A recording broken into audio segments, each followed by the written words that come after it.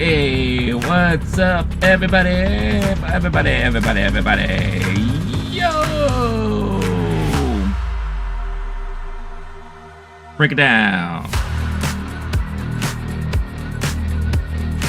What's up, everyone? Happy Saturday.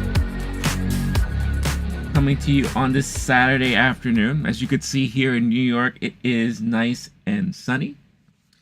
Hopefully, let me know if you're having any issues hearing me. I just moved the mic a little bit.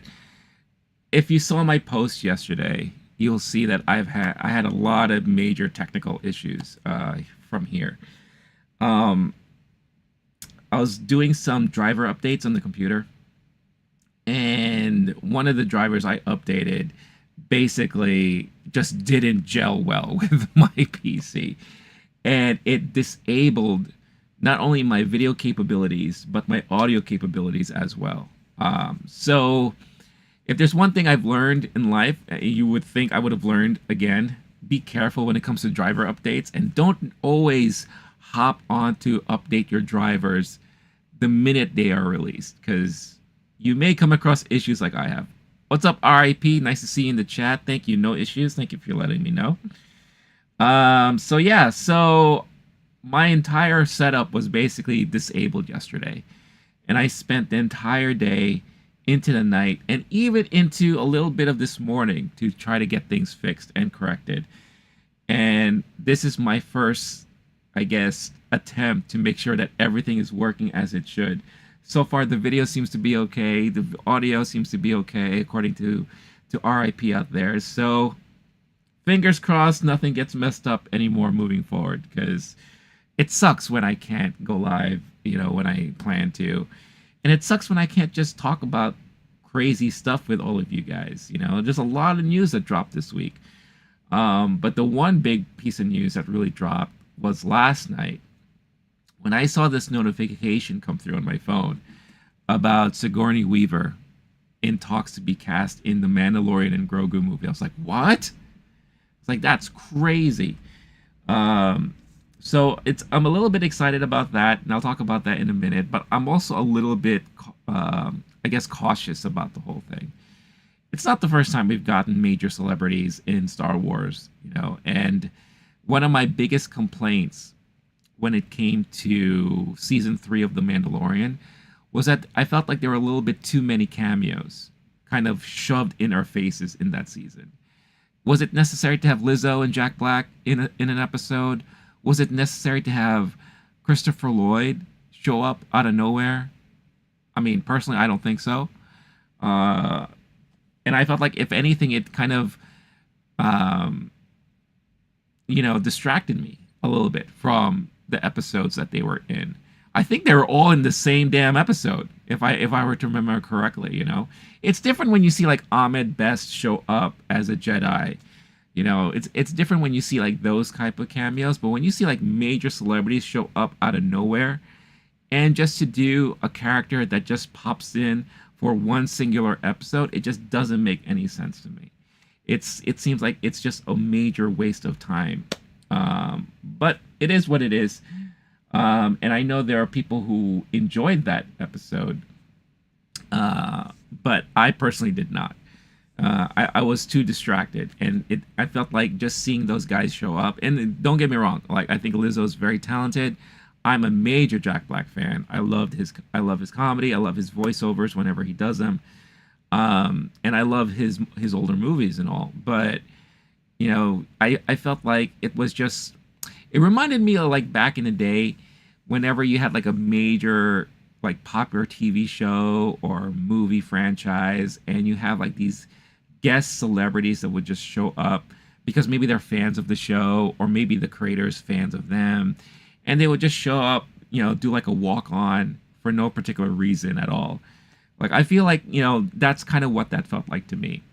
So I'm a little cautious about this news, but I mean, we'll talk more about it a little later.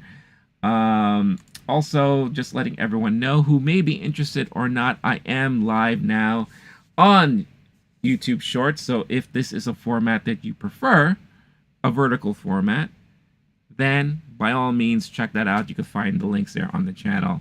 But if you prefer the standardized format here, the OG regular format, then you know you got that too. We got you covered over here on the channel. So, unlike most of the times I go live during the week, it being a Saturday afternoon, kind of just wanted to be chill today. So there's no particular order of things that I'm going to cover. I mean, yeah, there are things I do want to talk about, but I also want to hear from all of you out there who are watching now. If there's anything in particular you would love to talk about, feel free to chime in the comments and let's talk about it. As long as it's movie, pop culture related, other topics we'll see, but that's not what the show is about. If we're going to go into other things outside of that realm of fandom, right? So, RIP, how's the box office on Phantom Menace? Let's check it out. Because I did have a chance to see it finally on Wednesday. And it was like a Wednesday early afternoon. So obviously not a lot of people there. But people were still seeing it. I think one of my favorite moments from that day was seeing a father and his son watching it. And you could obviously, you could tell based off of the son's reaction, it was his first time watching it. So I really love seeing that. But let's check it out, Phantom Menace. Let's check out, how is it doing in the box office right now? It has unfortunately, major competition this week with Kingdom of the Planet of the Apes, which is doing extremely well. I think for Friday, it pulled in around 20 million or more, which is, I guess it shouldn't be surprising because I had a feeling that this movie was going to do really well. I just wasn't expecting it to do that well. I think they're now speculating that it's probably going to do like around 50 million for the weekend. I think I kind of guessed it would do like 35 to 40. So my whole guess was completely off. So let's see here. So May 3rd, 2024. Daily box office. All right, let's see here. Going into... All right. So since May 3rd... All right, I'm going to have to employ the help of some spreadsheets. Because my math... I don't do math. Math ain't my strong suit, if you know what I mean. All right. Let's see here.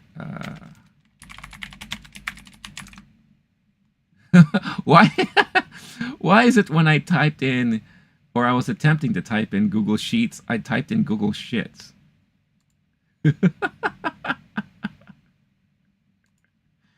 Oh, let me go to the Google Shits real quick.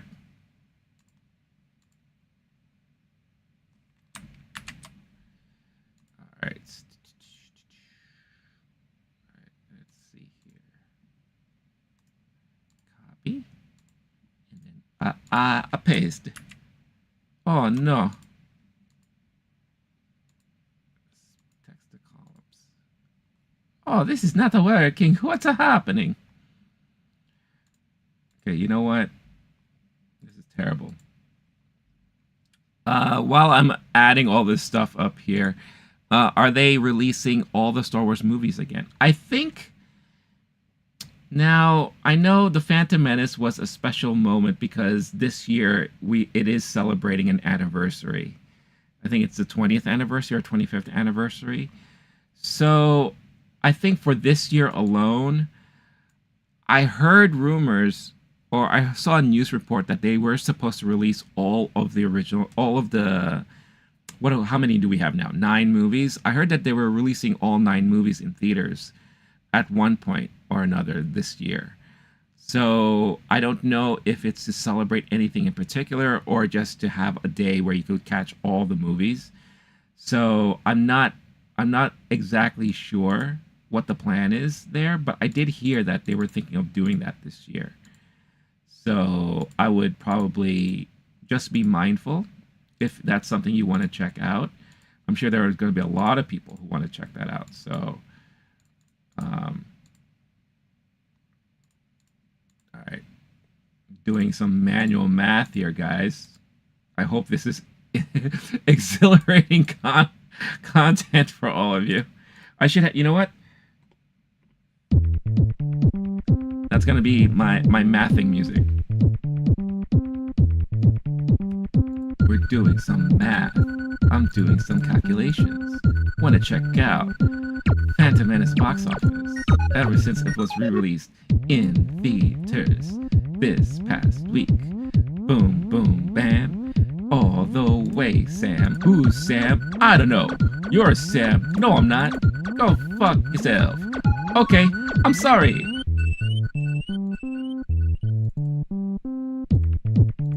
Okay. So from May 3rd through May 10th, so far, the domestic box office for The Phantom Menace, the re-release of The Phantom Menace, is around $11 million. So I know opening weekend was the May 4th weekend, and it made around $8 million-ish dollars. So far, I mean, for the week, and I wasn't expecting a lot to see for this week, it's done pretty well. It's doing some decent box office. And who knows, maybe there will be some spillage from those who plan to watch Kingdom of the Planet of the Apes this weekend. Maybe afterwards they may be intrigued to want to watch Star Wars in the theater again, or maybe beforehand. I notice nowadays what a lot of families do is if they're going to go to the movies, it's like a big commitment, right? Especially if they're going to do it on a weekend. What I've seen and what I've heard from other people is that they will go and wait to see if there are multiple movies they can see together. Maybe somehow they get a discount rate or a group rate, or they have a kind of like a Groupon or a discount coupon, and they'll see more than one movie because they might as well just make like a day out of it or a weekend out of it, you know? So who knows? Maybe there'll be some spillage from that.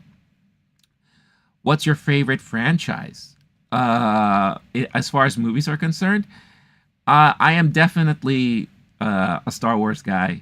I have been for a very, very long time. Um, Other than that, I'm a major fan of the Alien franchise. I guess that's also why the whole Sigourney Weaver Star Wars news story really excited me. Uh, Big Indiana Jones fan. Unfortunately, the recent stuff hasn't been that great. Ghostbusters has always been a favorite of mine. Back to the Future is like a perfect trilogy, in my opinion. I don't think you could get any wrong with Back to the Future. Lord of the Rings, the Peter Jackson Lord of the Rings. I'm naming several favorites because it's really hard to pinpoint and pin down one of them. But if I guess to kind of give you a little insight and so that you know me a little bit more, my four favorite films on Letterboxd is The Crow, the original 1994 The Crow, Lost in Translation, Clue, the movie Clue, the comedy movie Clue, and my fourth was Empire Strikes Back. So that's just a little bit more of you to kind of get to know me a little bit more. What's up, Jenny Sharrock? Just got in and heard Aliens and Indiana Jones. Gen X, thank you for mentioning all my favorites. Yeah, I mean, those are a lot of the movies and the franchises I grew up watching. So I guess I am Gen X, huh? Born in 78, raised through, grew up through the 80s. So I guess that's true, huh? Jenny, what are some of your favorites outside of what I just mentioned? And what's, oh no, The Crow, but the original? Hell yeah, absolutely. This week, now a lot of people, if you look on social media right now, a lot of people are saying that today is the anniversary of the original release of The Crow in theaters. But today is actually the anniversary of the premiere in California. The nationwide United States release date was May 13th. So that's when the real anniversary kicks in. But yeah, what is it, 30 years since the original came out? Can you say my name on my... What's up, Bailey? What's going on, Bailey? Hope you're having a great Saturday, wherever you're hailing from. Let's see. Phantom Menace 1 isn't the greatest Star Wars movie, but good to see. Yeah, like I said, like when I what is this? When I went to see it, I knew what I was getting into. I knew what I was expecting from it. So even though I don't enjoy that movie like other people do who grew up watching it, I still can at least find entertainment in watching it because I know kind of what to laugh at. I know every time I see Natalie Portman mouthing off the same dialogue that Qui-Gon Jinn is saying, that kills me every freaking time. It's just the funniest thing ever. So I didn't even watch half of the new Indiana Jones movie. Yeah, it was kind of hard to get through, to be honest with you.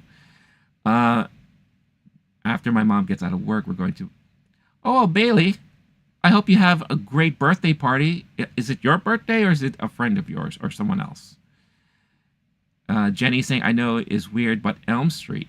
Nightmare on Elm Street. That's not weird at all. The original, very first Nightmare on Elm Street movie is a very scary movie. And what they were able to accomplish in that movie, as far as like visual and practical effects, is very well done for the time. And I'll be honest. I'll say that maybe not so much part 2, but part 3 was definitely a favorite of mine. That's the Dream Warriors one, I think. Because I always found it like entertaining when you had like a group of people who really tried their hardest to fight against Freddy Krueger and try to beat him at his own game. So there's something about that movie that I really like the most. Like I really enjoy. It's like there's 2 girls, 2 sisters. That other ones, actually, the other 3 other ones, like me, my sister, and my. Wow, it's a girls' party. It's a full-on girls' party. Well, I hope you have a great time. I think Jenny's saying, I think sorry for new generations that have no fun. No real movie makes me scared. Yeah, it's harder nowadays for movies like the horror movies to get me. I feel like, well, we went through a lot of phases in horror movies.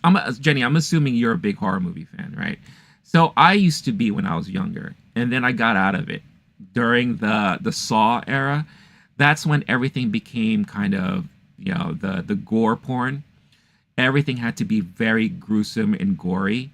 And I know we got that in the 80s and the 90s. And then we got the whole Scream era. I Know What You Did Last Summer, the slasher, kind of the return of like the slasher genre.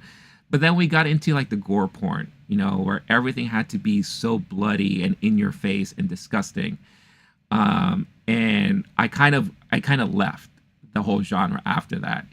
Then it made another switch with like the jump scares, right? I believe when movies like Insidious and The Conjuring, or maybe even Paranormal Activity, it was all about not only just the hidden footage stuff, but it was all about like that quick jump scare, you know, like it got into a lot of those moments. So what I'm liking nowadays is that you have companies like A24 that are really putting a lot of focus on story in their horror movies, you know. So like movies like Midsommar, The Witch, I really love those movies. What was it? The most recent movie, Late Night with the Devil, with David Dastmalchian. I enjoyed that movie because they tried something different and they tried something unique, kind of found footage in a way, but make it so that as if you're watching an actual program back in the 70s. And I love how they did explain everything. Like, well, how are you supposed to know what happens back scene or behind the scenes? Well, they had a documentary crew on set. So I loved how they kind of explained all those things and how you were able to see everything. And I loved how it was also done documentary style.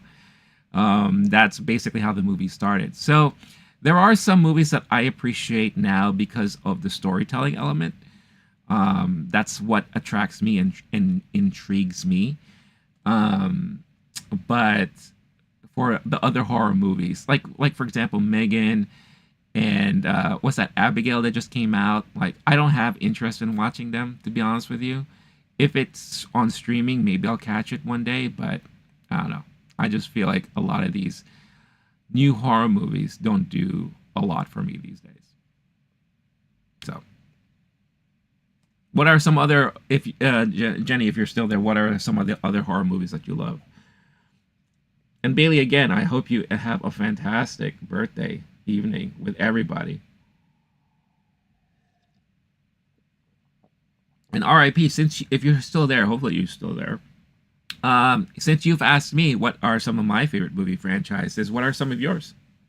Let me know in the chat. And while you do all that, something that I don't always do here, and I don't always get like packages or deliveries and all that, but I did get a package, not my package, but a separate package that I am very excited to open up because I actually know what it is, and it's something that I've been waiting for a week to get delivered.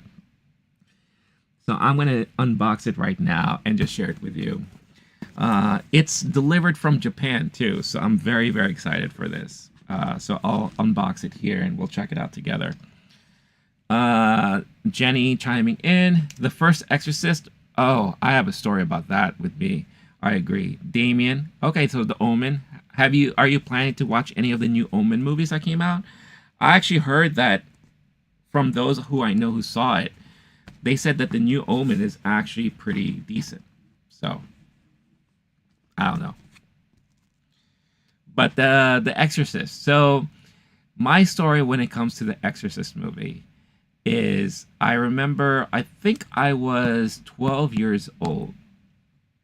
And one weekend, I decided to rent the movie, The Exorcist, for the first time. Because a lot of my friends have seen it, and they're all like, why haven't you seen it yet? You should watch it. I'm like, all right. So I rented it. So imagine a 12-year-old boy like me sitting in my room by myself, popping in this VHS tape and watching this thing at night too. And let's just say that for 2 weeks I could not sleep. And I think my mom hated me. My mom hated the fact that I rented that movie because that movie scared the living hell out of me. It was just horrible. And I remember, you know, like what you do sometimes when you watch horror movies, you feel, you get that moment where you don't want to watch anymore, but you can't stop because you're just like, but I need to see what happens. I need to see what happens. That's what I kept doing. And I think I got into my own head way too much. And I know I had nightmares. I dreamt a lot about everything that's happening. But I also recognized that it was a very well done movie too. So I didn't watch it again for many, many years afterwards. And then they did this special re-release in theaters sometime in like the late 90s, I want to say, to celebrate its anniversary for something. And it was supposed to be like all digitally remastered. It was supposed to include extra scenes in there. I don't know if you remember when that came out.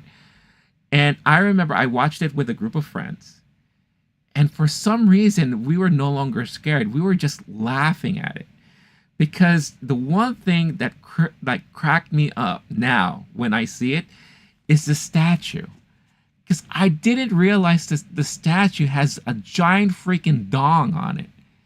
And I just keep laughing. And I remember watching it in the theater, and me and my friends like, oh my God, look, it's a penis monster. And we just can't stop laughing. So now in my head, every time I think of The Exorcist, I don't think of how scary it is. I now just think of the penis monster. And I guess that helps me kind of get past how scary it was when I originally saw it, you know?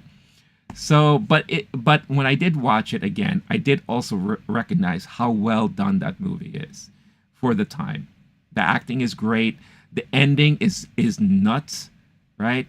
And I heard a lot of people said like the third Exorcist movie really picks up directly from the first one. And a lot of people have said that the third one is actually really good. I've never seen it. So that's kind of on my list of movies to check out. So we'll see. Jenny, I'm literally laughing loudly because my mom wanted to beat me for weeks. Yep. Oh yeah. Oh, my mom was so fed up with me. Yeah. Like the first couple of nights, she kind of understood. She's like, "Oh, you did it to yourself, you idiot." And then literally, like after like a couple of days of that, she was just like, "Enough, enough. You're an idiot."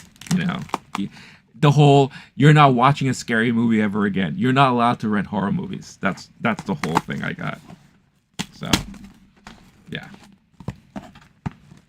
All right, let's see what's in the box. What's in the box? Well, we have paper, so that's one thing. And more paper. And more paper. And look, and more paper. No, I'm just kidding. All right. Oh, what is this? What is this? It's kind of beefy. Kind of bulky. I am so excited for this. So excited for this. All right. Let's see. Oh, yeah, buddy. Look at this. It is the Blu-ray, the 4K Blu-ray release of Godzilla Minus One directly from Japan. Right now, as far as physical media is concerned, this is the only way to get this on Blu-ray 4K until it comes out eventually here in the United States. But I just had to get this. I had to import this because this movie is fantastic. It's so good. And it comes with a lot of extra features and all that. So if you are brand new to the channel, I do this little series called Beyond the Disc, where I kind of explore packaging of physical releases, the way they set up the menus in DVDs. Because one of the things I love and I always remember about the thrill of watching DVDs is the menus and how creative they can get with the menus, the special features and all that. So I will be definitely doing an episode of this on the channel. So if you want to check that out, make sure you're subscribed and all. So I am so stoked about this. So excited. And in that video, I will do like a full unboxing and all. But oh, look how gorgeous this thing is. This thing just looks so beautiful. It's so nice. It's so nice. I'm so happy. So yeah. So I am super excited. What's up? I hope I'm not gonna butcher your name. Nicolitha? Love your NBA hat. Thank you. Huge Knicks fan. Bad loss yesterday, but it was close. But you know, we still have time. Very excited for their run. Jenny, our whole generation is you don't let us, we still gonna do it. Yeah, absolutely. Absolutely. We took risk when we were growing up in the 80s, you know, even though how scared we were and all that. I mean, I'll tell you this. I grew up, you know, I'm still here in New York. And I don't know if you know much about New York and all that, but New York in the 80s was rough. You know, there was a lot of crime, a lot of drugs on the street. Times Square was a place you normally wouldn't go alone during that time. What is this? 42nd Street. That's now, if you go there now, it's like owned basically by Disney and is very family friendly. I remember seeing prostitutes down that street. You know, I see drug dealers and all that. And when I was 8 years old, I used to take the subway all by myself because I had no choice. That's the only way I could get to school. Not only did I take the subway, but after the subway, I had to take a public bus to the school, and then the same thing all over again. You know, coming back home. So I learned to toughen up a lot as a kid, and of course, I didn't want to do that growing up, but I had no choice. You know, and that's one of the things. Like, you know, we had to do it back then.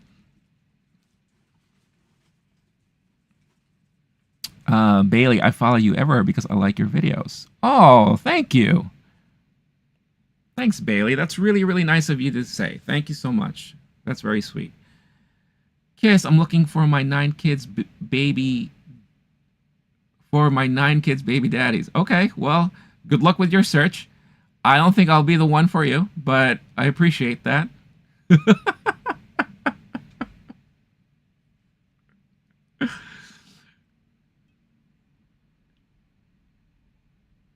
Yeah, I love it. I love all the, you know, the one thing that I love about going live is that you never know what kind of comments you're gonna get, and I love it. Bailey, I describe to your videos all the time because I love. Well, thank you again. Thank you so much. That's very, very kind and sweet of you to say. I really, really do appreciate it. Thank you so much. What's everyone's plans for the weekend? I mean, I already know Bailey has a major birthday to go to, so that's going to be a lot of fun. I think for my weekend, let's see, after I do this, and I know there's topics I'm supposed to be getting to, so I do apologize for those who are waiting for it, but I will get to them in a minute. But I also love chatting with you guys, so I think after this, oh, you know what? I just reminded myself I have to do a lot of chores. I'm very, very far behind. So I'm probably going to do some laundry. And oh, and tomorrow's Mother's Day. So happy Mother's Day to any mothers that may be watching right now. Happy Mother's Day to all of your the moms of everyone watching. For tomorrow, I'll actually be cooking my mom dinner and baking her a cake. So you want me to get more followers? Thank you so much, Bailey. Again, celebrity, the summer is almost coming up, so we're going to the beach. Beach, always fun to go to the beach. Jenny, watch movies? Hell yeah. Weekends with summer, I'm going to. Yeah, going to the beach is fun. Bailey, where exactly are you from? Like where are you from? Jenny just finished laundry, cut grass, watch tomorrow. I don't. Jenny, you had a busy day. You had a totally busy day, so you deserve a day to yourself for tomorrow. Watch some great movies. Watch some old movies. Enjoy. Relax. Bailey, I'm a mother. I'm a mom because I'm a girl. You're amazing, Bailey. Thank you so much. Happy Mother's Day for you. Hope you have a great day for tomorrow.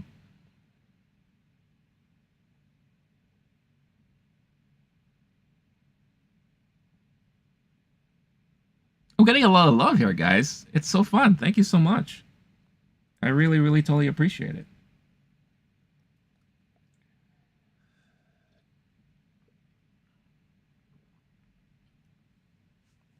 You want me to recommend some movies? I can do that. What genre are you looking for? Or are you in the mood for?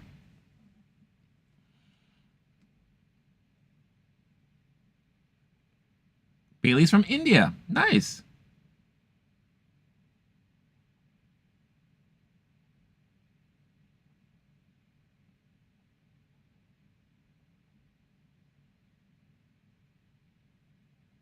Buy your mom at least one flower. My so honestly, my mom does not like flowers at all. Every time I try to buy her flowers, she appreciates them, but she always says, "Don't waste your money." So that's why instead of flowers, I'm just providing food, and I'm just going to be cooking for her tomorrow. So, for someone who always cooks for me, I decided to return the favor. So Jenny's in the mood for some action. All right, action movies. Something that you could watch. I'm assuming from home. Um, have you seen? Let's see. Are you looking to revisit something or see something for the first time? So I'm trying to think now. You do know what money flower is? Never mind. I don't think I know what that. Oh, you're not talking about like the money trees, right? Is it? Or maybe I'm thinking of something else.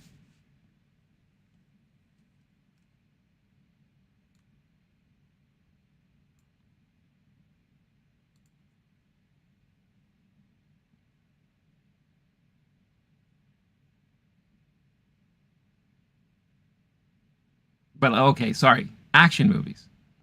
Well, I mean, given that it is the 30th anniversary, and I know they have a newly released 4K digital release of The Crow, um, you could watch The Crow for sure. Like that would, I don't know when the last time was when you saw it, but that would be like something fun to watch to kind of celebrate the anniversary there.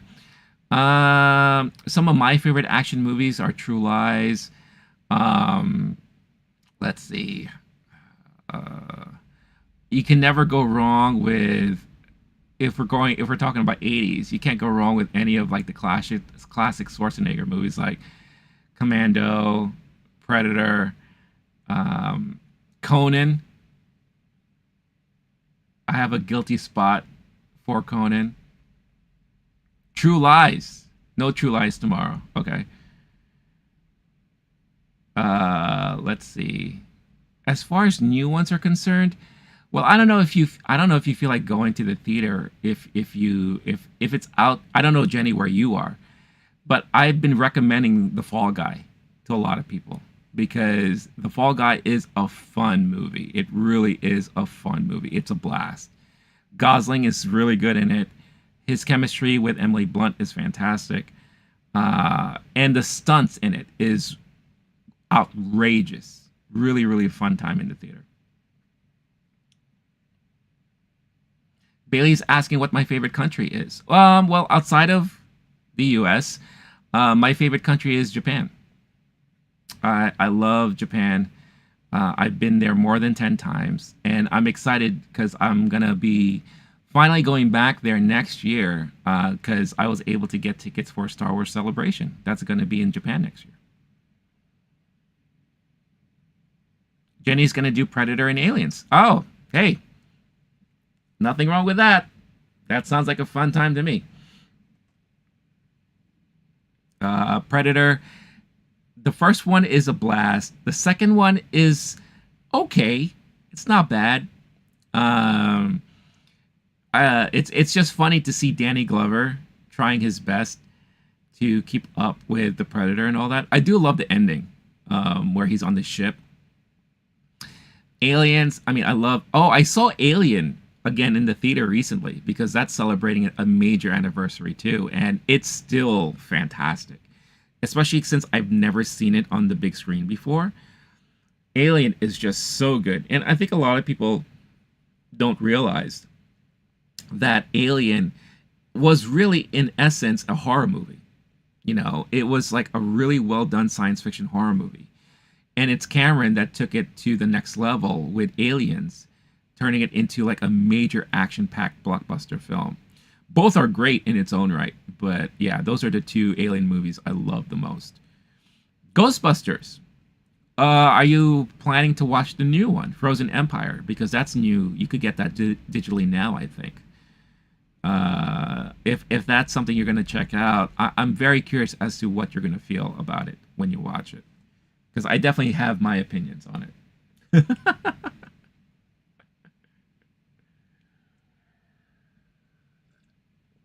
Jenny's gonna do all of them. Do it. Have fun. Like I said, you had a busy day today, so you deserve it. Make it a movie day. A movie Sunday. I love the sound of that. That's awesome. Cool. You know what? Let us.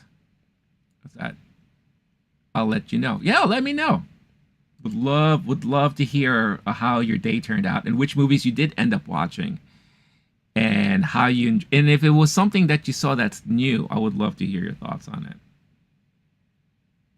Snack heaven. What are your go-to snacks when you watch movies?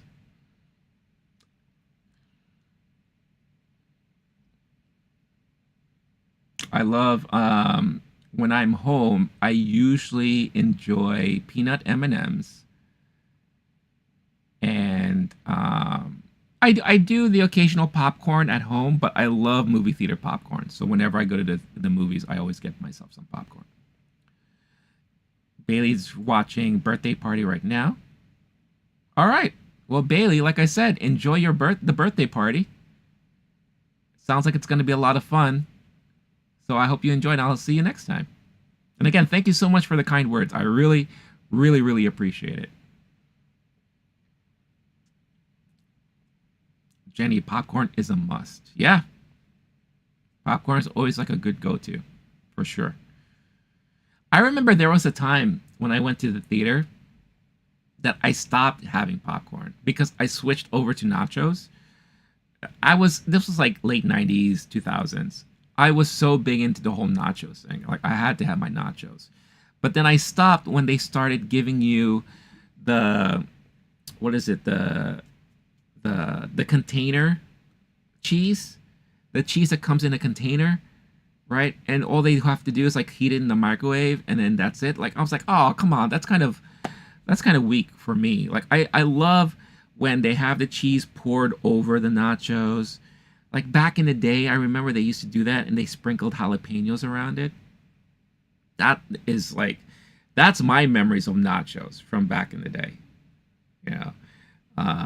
But then when they started switching over, oh, and like sometimes they will give you the chips in a bag, so you have to like rip open the bag and pour it in your little container. I'm like, oh, come on, like that's when I knew it was getting a little bit too weak for me. I was just like, I can't support this anymore.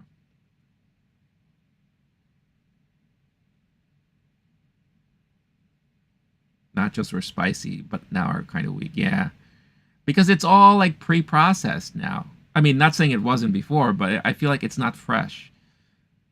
It's like store bought. I might as well just go to the store, buy a bag of Doritos, maybe go to 7-Eleven, buy like a little can of cheese or whatever, heat it up in the microwave, and there I go. I got the same thing. What's up, Chris? 7-Eleven, all you can eat cheese and chili. If you plan on staying there all day, yeah, you could definitely do that. Just keep hitting that button as it all pours out.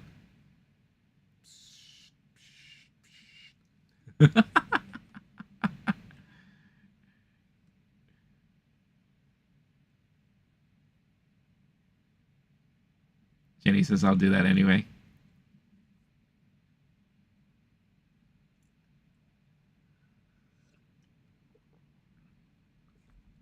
All right. Keep the conversations going, y'all. I love it. But for those who have tuned in to talk about topics, I feel bad because I haven't had a chance to. But let's talk about some topics, shall we? So, like I said, from the top of the stream, from the thumbnail, from the title, the big piece of news that was really exciting was hearing that that Sigourney Weaver is in talks to join the Mandalorian Grogu. Now, this is this movie that they're working on right now is so interesting. So interesting because we already know that Disney and Lucasfilm have been in the works to pretty much try to figure out what they're going to do and what's going to work for them movie-wise with their franchise. Now, the Disney Plus, we've already gotten so many series. The Mandalorian, we got Andor, we got Obi-Wan, Ahsoka, all those things, right? And they've been really focusing a lot on TV.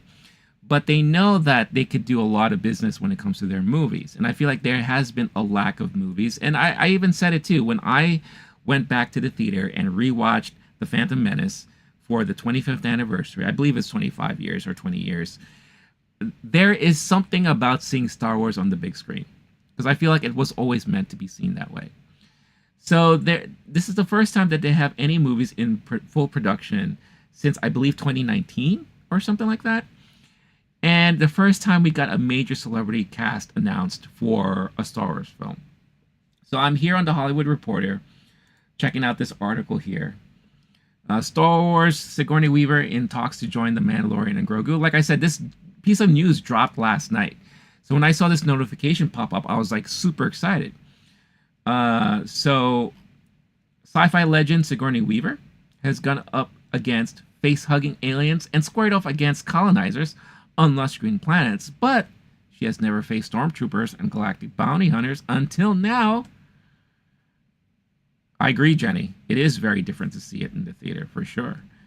Weaver's in talks to join the cast of The Mandalorian and Grogu, the first Star Wars movie to go into production since 2019 Star Wars The Rise of Skywalker, The Hollywood Reporter has confirmed.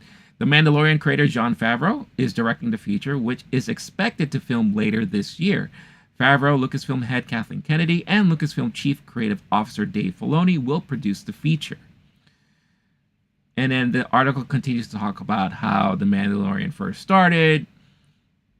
Pedro Pascal is expected to return as Djarin, although it's unclear in what capacity, as the actor has a full schedule. For one, he will begin shooting the Fantastic Four for sister Disney division Marvel Studios beginning at the end of July.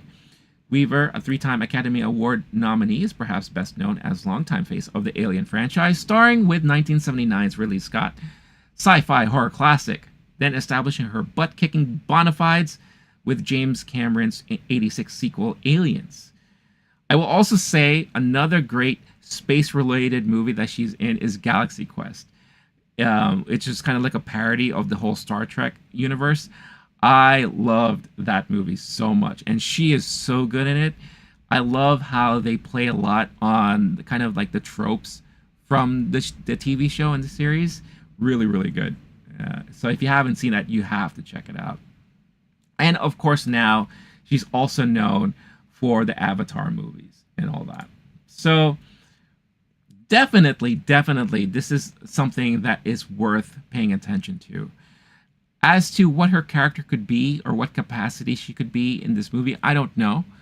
But anytime that you have a major star, a really good one too, like a good actress, attached to any property, that definitely heightens the level for me. Now, my only concern is the movie itself and the writing. Because it is one thing to get excited every time they cast someone new and fresh who hasn't been in the franchise before, especially someone with such a pedigree like Sigourney Weaver. But remember, Laura Dern was cast in the new sequels, right? She showed up, I believe, in either Rise of Skywalker or it was The Last Jedi. I forget which movie it is. They all tend to blend sometimes to me. And I was excited to see Laura Dern show up in this movie, in the Star Wars universe. But when the movie itself is not great, that excitement kind of fizzles away. And the character that she played was very intriguing, being kind of like this older rebel senator hierarchy person, someone who has like a lot of prestige on her. And what the character did in the movie, spoiler alert if you haven't seen it yet, sacrificing herself to save the betterment of everybody else. I mean, her character arc in just the movie alone was great.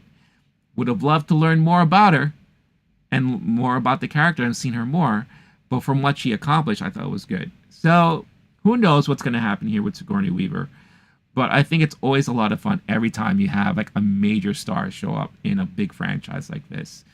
And let's see what happens. This is the first casting news we heard from this movie, and I'm sure there's going to be more about it, so we'll see what happens. Chris, maybe some alien Easter eggs? Maybe. I hope not too much, though, because that's when it gets kind of cheesy. Jenny needs some food. It's 7:51 p.m. Oh, Europe dinner time. Okay. Do scary movies. Oh, Blair Witch. Oh, that's a great one to go back to, especially if you haven't seen it in a while. Well, Jenny, enjoy your dinner. And if you happen to be back here, then it'll be great to see you. If not, I'll catch you the next time. But nice to see you're hailing from Europe there. I miss Europe. I enjoyed my visits there. But I'd love to hear how your weekend pans out whenever you get a chance to share with us. So yeah, so as far as like Easter eggs are concerned, I mean, Disney does technically own Fox now, right? And Alien is part of the Fox universe there. So I guess it would be easy for them to kind of shoehorn some Easter eggs in there, maybe some dialogue. But I hope not, because that kind of would make it kind of cheesy, and I wouldn't want that to happen. And it's the reason why I say that too is because very recently, when I had a chance to rewatch the newer Planet of the Apes movies, the very first one, Rise of the Planet of the Apes, they did that so much in that movie that watching it now made it feel very cheesy. Like there are so many of these little Easter eggs, like the newspaper headline saying "Lost in Space," Talk about like astronauts being lost in space. So it's like, oh, okay, that's like a throwback to the original series. When the guy mouthed off the lines, get your hands off me, you damn dirty ape. I was like, all right, come on. Like, I get it. You want to kind of pay homage to the original stuff, but you don't have to do it so much here. And it just kind of took things away from me. If you're a big fanboy, I'm sure you'd love to see that stuff, but I guess looking at it as a movie making kind of way, cinema way, I just wouldn't want to see that. No, I'm okay. I'm good. Thank you. Thank you. Come again. So yeah. So I mean, I'm very curious to hear thoughts on everyone as to if they're excited for this piece of news about Sigourney Weaver joining Star Wars, if they are not excited, or if they're kind of meh, lukewarm on the whole thing. Because again, we don't know who she's playing. We don't know at what capacity she's going to be in the movie, but it's still fun regardless, right? So it's just exciting to hear that at least we're getting some movement when it comes to this movie. It's also very interesting too because there's been a lot of moving around as far as their movie projects are concerned. I know we're supposed to be getting a new Daisy Ridley Rey movie that at one time sounded like it was going to be the first one. And then now when they announced Mandalorian and Grogu, that kind of leapfrogged over that one. And now Mandalorian and Grogu is going to be the first one, which makes more sense because that's going to bring more people interested in watching that movie first, because they're such huge fans for the TV show. There's a lot of discourse still with the whole Rey character and Daisy Ridley, so maybe they kind of want to see what the reception is with the Mandalorian Grogu movie first before we get the Daisy Ridley movie. And then there talks about the Patty Jenkins Rebel Squadron movie, which I'm excited for, and I hope we do get that, because Top Gun in space, yes please, sign me up. Chris, is it too early? Maybe if we know more. Yeah, it's too early. Definitely is too early. But it is, I guess, if anything, one, it makes a great headline, right? And it gets a lot of people talking about this, like myself. And it leads to, of course, there's going to be tons of speculation, I'm sure. And it's going to lead to a lot to that. I'm sure there's going to be a lot of people who are going to be fan casting as to which character in the lore she could be playing. Me, I'm not going to do that for this one. I want to take a step back, and I'm going to wait for the news to drop when it drops, whenever it does. But I am excited that at least this project has a big star attached to it. Now it has two. And the whole Pedro Pascal thing, I honestly, since it's a movie, we are definitely going to see his face in this one, because it's a movie. So unlike on the show, where it's just basically his voice now, and he's even said so, that he just at this point is just recording dialogue, we are definitely going to show him pop up and show his face in the movie, because it's a movie. He has to. What's up, Sigma? Thank you for tuning in. New character unlocked. Wow. So yeah, so that's exciting. But that's not the only fun casting news that we got this past week. Now, if you're familiar with me and you've watched me for some time, you know that I am a big Fantastic Four fan. And I have just been chomping at the bit every time a new piece of news drops for the new Fantastic Four movie that comes out. I was excited when they announced the whole cast with Pedro Pascal, Vanessa Kirby, Joseph Quinn, and Backrack. I was so happy with that cast. I was super excited.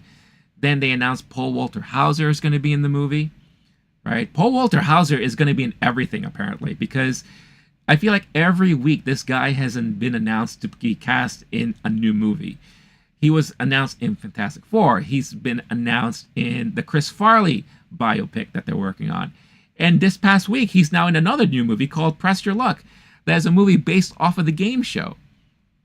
And I believe The premise of the movie is because wasn't there a contestant that guessed the rhythm and the algorithm of every time something was popping up? So they won so much money from it, and they kind of caught him, or they kind of realized it, or he admitted, or something like that. I think he's playing that person from the show. So, oh, Jenny's back. Just realized, plan to rewatch Riddick. Now, that is a movie I have not gone back to in a very long time. That Riddick franchise is an interesting one, and a pretty well done one from what I remember. And that's timely too, because I do believe, what is this? Vin Diesel recently announced that he is working on a sequel to that franchise. I mean, I think Vin Diesel has not much going on, so he's trying his best to bring back a lot. Let's just hope he doesn't do another Triple X movie, because the last one was rough. You know, because the Fast and Furious franchise is coming to an end really soon, so he's gonna need to glom on to another franchise to get things going for himself. So it'll be really interesting to see what he comes up with that. But that's a great one. I need to kind of go back to that at one point. But this past week, we got 2 new announcements as far as the Fantastic Four movie is concerned, with 2 big casting news. One is we got the news that John Malkovich has now been cast in the Fantastic Four movie. And that was like an interesting one too, because I never would have expected John Malkovich to kind of just show up in a Marvel movie. But I guess never say never, right? Anything's possible. So we got John Malkovich joining the Fantastic Four movie here. John Malkovich joining Marvel's Cinematic Universe, with the actor reportedly taking a role in Fantastic Four. Specifics of his part are under wraps, not unlike with Paul Walter Hauser, who joined the cast recently in an undisclosed role. They joined a cast that includes, like I mentioned before, Pedro Pascal, who plays Mr. Fantastic, Vanessa Kirby, who plays Sue Storm, Joseph Quinn, who is Johnny Storm, the Human Torch, and Ebon Moss-Backrack as Ben Grimm, and Julia Garner as the Silver Surfer. And then this gives a little bit about their filming schedule, and Matt Shakman, who is the director of WandaVision, who's also taking on script writing and directing of this movie too. So, who could John Malkovich be playing? I don't think it's going to be a big role, to be honest. Maybe he's going to play the Baxter Building's doorman. I don't know. I don't know. But again, what I mentioned before, anytime you have any actor, actress with such a pedigree, it's always good to kind of see them in a franchise movie like this. And Marvel has done a pretty decent job with a lot of their casting. So I'm actually kind of excited to see what the possibility is here. So we'll see. We'll see. I don't think he's going to play like a major character. Like, I don't expect him to be like a major villain or a major like canon type of character. Who knows? Maybe, like I said, doorman of the Baxter Building. I don't know. Let's see.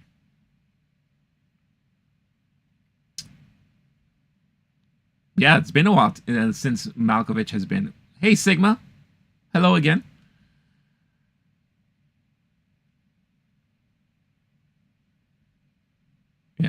Yeah, but we'll see. Butler. Yeah, he could play a butler. Oh my god, it would be funny. So I said before last week when they announced Paul Walter Hauser as being cast in the Fantastic Four, I said, oh, maybe he's going to play the voice of Herbie, the little robot. Imagine if they actually used John Malkovich as his voice as the robot. I mean, he has such a distinct voice. You know, it's like him and Christopher Walken. They have like 2 of the like very distinct voices in Hollywood. Of course, outside of like James Earl Jones and Morgan Freeman. But it would be so funny to hear Malkovich's voice as a robot. Reed, I don't think you know what you're doing. That is my really piss poor attempt at a John Malkovich. I'm so sorry. I don't think you are thinking of things very clearly. Okay, I'm gonna stop before I get ahead of myself. Hey, George Lucas, what do you think of this casting? Well, it's John Malkovich is a very, I almost cast him in Star Wars at one point. He was supposed to play the role of Obi-Wan, but it just didn't work out. He wasn't old enough, I think. All right, thanks, George. Really, really nice having you on the show every time you have a chance. So, but you're good. You're thirsty. You need anything? No, you're good. All right. Well, just let me know I'm here. Okay, thanks.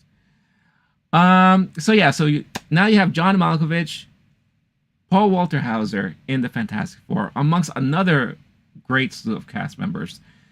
And there was at one point a rumor, and I don't know how big the rumor is now with this piece of news that dropped, that either Giancarlo Esposito or I forget who else they were talking about, but this person was going to be cast as Galactus, the big villain in Fantastic Four.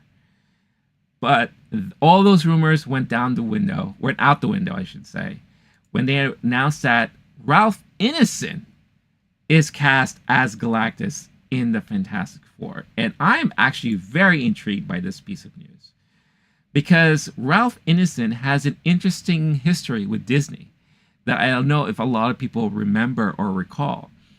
But let's read the piece of news that dropped first. So Ralph Ineson, veteran British actor Ralph Ineson, has scored the key role of Marvel Universe's villain Galactus in the upcoming Fantastic Four film at Marvel Studios. So in case you didn't know anything about Galactus, in the comics, Galactus is a planet-devouring force of nature and is depicted as a gigantic humanoid with signature purple armor and helmet. He was previously seen on the big screen in Fantastic Four: Rise of the Silver Surfer, albeit only shown in a form of a gigantic spatial cloud, which I remember seeing this in the theater and getting very excited to see Galactus show up. And when all you saw was just cloud, I was just like, are you kidding me? You're gonna cop out that way and be very cheap? I was so pissed off. You have no idea. In the comics, the character is a cosmic entity who consumes planets to sustain his life force, operating without regard to the morality or judgments of mortal beings. Frequently accompanied by a herald, the character has appeared as both antagonist and protagonist in central and supporting roles in comics. Ineson's career has run for decades and has ranged from the Harry Potter film franchise to The Witch to The Northman, and more recent, the First Omen prequel film. There's also another role that I will get to shortly after. And then again, it talks about who else is in the movie, who's writing, who's directing, and speculation as far as era is concerned. All right. So, I think Ralph Ineson is a great character actor. Every time he pops up in a movie or a show, he's always one of those guys who are like, oh, that guy, I remember that guy. Oh, I really like this guy. And he's always like a gruff, gritty type of guy, right? And I love every time he shows up. He's a great actor. Now, he was in a Disney property recently with some controversy. And again, I think a lot of people may have forgotten, because I'm sure there's a lot of people who didn't watch this show. I watched some of it, and I still have yet to finish it. But good luck trying to find it anywhere, because it doesn't even exist on Disney Plus anymore. And that is the Willow TV series. I was always a big Willow fan. I love the original Willow movie. It's such a cute and very charming movie. Val Kilmer is amazing in that movie. So they decided to do a TV series to follow up as a sequel. Didn't do that great. Eventually, Disney Plus decided to remove it from their streaming platform. And now it is left in limbo somewhere. But Ralph Ineson was in the Willow series. And guess what? Ralph Ineson actually sued Disney because he said he suffered from long-term injuries from the filming and making of that show. So I'm here on Deadline just to remind everyone about all of this, because I don't know, again, how many people remember this, or even if they were aware. But British actor sues Disney claiming permanent damage after injury on Willow. British actor Ralph Ineson is suing Disney in a suit that alleges he sustained injury filming a scene in fantasy TV show Willow. The UK's Sun newspaper reports that Ineson, 54, claims to have suffered permanent shoulder damage in a night shoot during the production in the UK of the Disney Plus TV sequel to hit the 1988 movie. His claim in the London High Court details that on set in South Wales in July 2021, Ineson was dressed as a knight in armor and battling with a 9-foot-tall ogre called the Scourge when he fell awkwardly and dislocated his shoulder. Ineson is now suing the Walt Disney Company for damages for up to £150,000. That is $190,500 in US dollars. Claiming that his injuries have prevented him taking on subsequent physical roles, with his ability to play roles involving fighting and horse riding permanently impaired. His suit details that the producers are liable through exerting pressure of filming to deadline and not cleaning the steps where Ineson fell. So, and the article continues to say about other things about his career and all that. So I guess water under the bridge, Disney? How did they settle out of court? I mean, it's kind of funny how, when you hear something like that happens very recently, and then now he's cast in another Disney property, there must have been some talks behind the scenes, just like, hey, we understand that you're injured. Maybe it prevents you from doing other things. I know you're suing us, but how about this? We'll give you this role. We'll promise you X amount of money. Maybe we'll give you some back-end points for box office or whatever the case is. Drop the lawsuit. We'll take care of you. We'll pay for all your medical costs and all that. Hey, and guess what? Galactus is a giant being that doesn't do much of anything. He just stands there, hovers above his planet that he's about to eat, maybe says some words, calls out to his heralds, and then he starts to kind of suck in the energy and the life force of whatever planet he's trying to eat. That's it. You don't have to do much. So I don't think we'll expect Galactus to be like a Thanos character and actually do any fighting. So we're probably not going to see any of that because poor Ralph Ineson can't do those type of roles anymore. But, it is what it is. And like I said, Ralph Ineson is a great actor. So I think it'll be really interesting to see him play a role like this. And this will be the very first time since the Eternals that we get to see an quote-unquote Eternals show up. Will they address that random Eternal that's still sticking out of the ocean in the Antarctic or something like that? Who knows? But that thing is still there. You got birds hanging out on top of it, shitting on it and all that. No one's batting an eye on it. But it'll be nice to kind of finally get to see an entity, an Eternal like this, interact more with their characters and interact more on screen so we could actually see what they can do.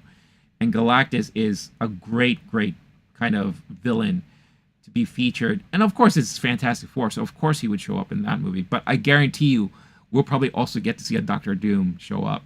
And Galactus may be kind of an introduction villain. He's the villain that's going to probably be around for a while, like a Thanos, be behind the scenes more.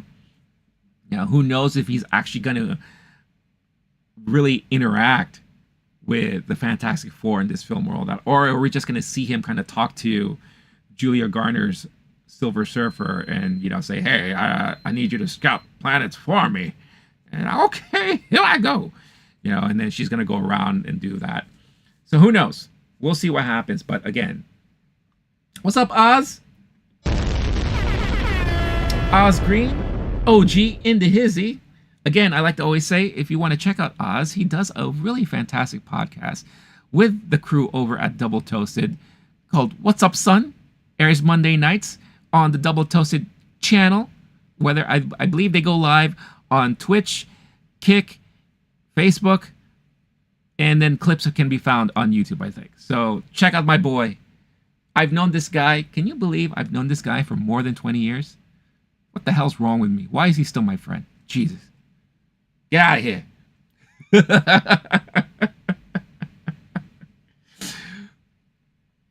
Now, maybe he'll pop up on here one day too. Who knows? But yes, he has a great voice. Ralph Ineson has an amazing voice. And you are right. Money is the best, is indeed the best band-aid to cure everything. So, but I do find that hilarious. I do find that extremely hilarious that, you know, here he is, Ralph Ineson on Willow, gets injured, sues Disney. Oh, by the way, here's your new Galactus. Hey, it's me. Remember me? So, definitely OG. We definitely have to make that happen sometime soon. So yeah, so I'm excited about this Fantastic Four news. I mean, look, the whole movie could be a big stinking pile of shit, but if anything, it's more than likely going to be better than the Tim Story versions that we got, you know, back in the 90s, right? It has to be. Even though there is a part of me, those movies are kind of like guilty pleasure movies. You know, it's nice to kind of see what they tried to do back then. You know, it's nice to see a very young Chris Evans playing Johnny Storm. There's something fun about that. I don't know. It's the same kind of campy fun that I get when I watch the very first live action Teenage Mutant Ninja Turtles movie. You watch it today, it's not the best movie, but there's something in there that I just find charming for me. And that's the same type of tone I feel like the Fantastic Four movies have. It's a little bit more lighthearted. It's a little bit on the comedic side of things. A little crazy ridiculousness happening, but it's entertaining for me. Are they great movies? Not at all. But for me, you know, I am thoroughly entertained by all those things. So yeah, it'll be interesting to see what happens with when we get more and more news out of the Marvel camp about Fantastic Four. When we get more of a story ironed out, really. It'll be really, really interesting to see how all that's going to play out. So, but yeah, big Fantastic Four movie news in the last couple of weeks. So really, really excited and happy about all that. Another big piece of news that dropped this past week, and something that really shocked the living hell out of me. They just keep going back to this well over and over again. And I guess, I'll be honest, the first thing that popped into my mind when I heard this news drop was desperation.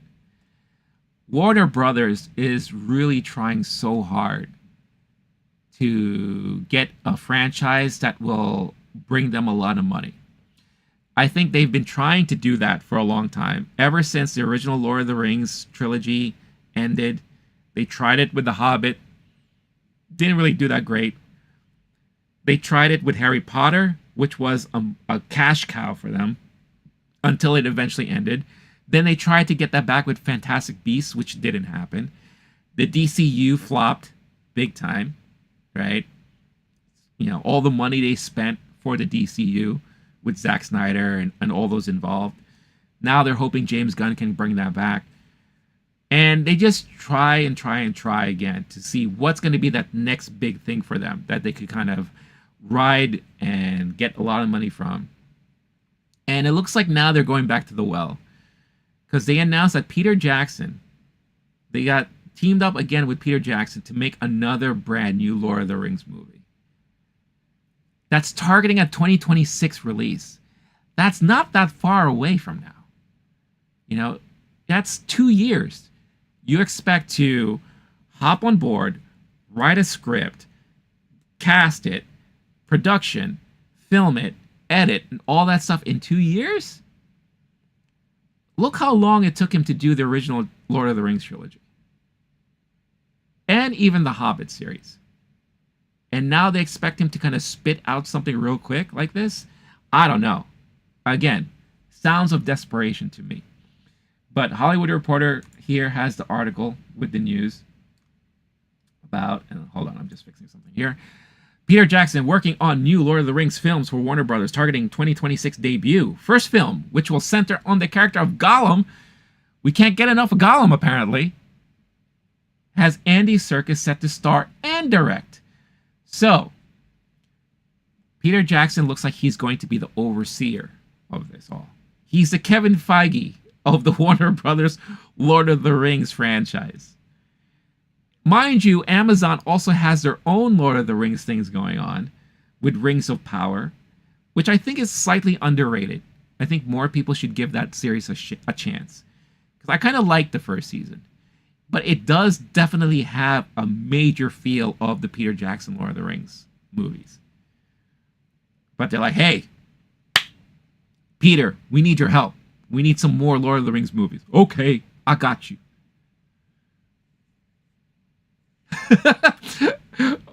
Saying the AI scripter is working overtime. Oh yeah, you know that guy who they have who's responsible for typing in all the cues in ChatGPT. It's like, oh my god, all right, we need a Lord of the Rings script. I need it centered around Gollum, and it's going to be this time era, and this person's involved, and this person's involved. Okay, what say you?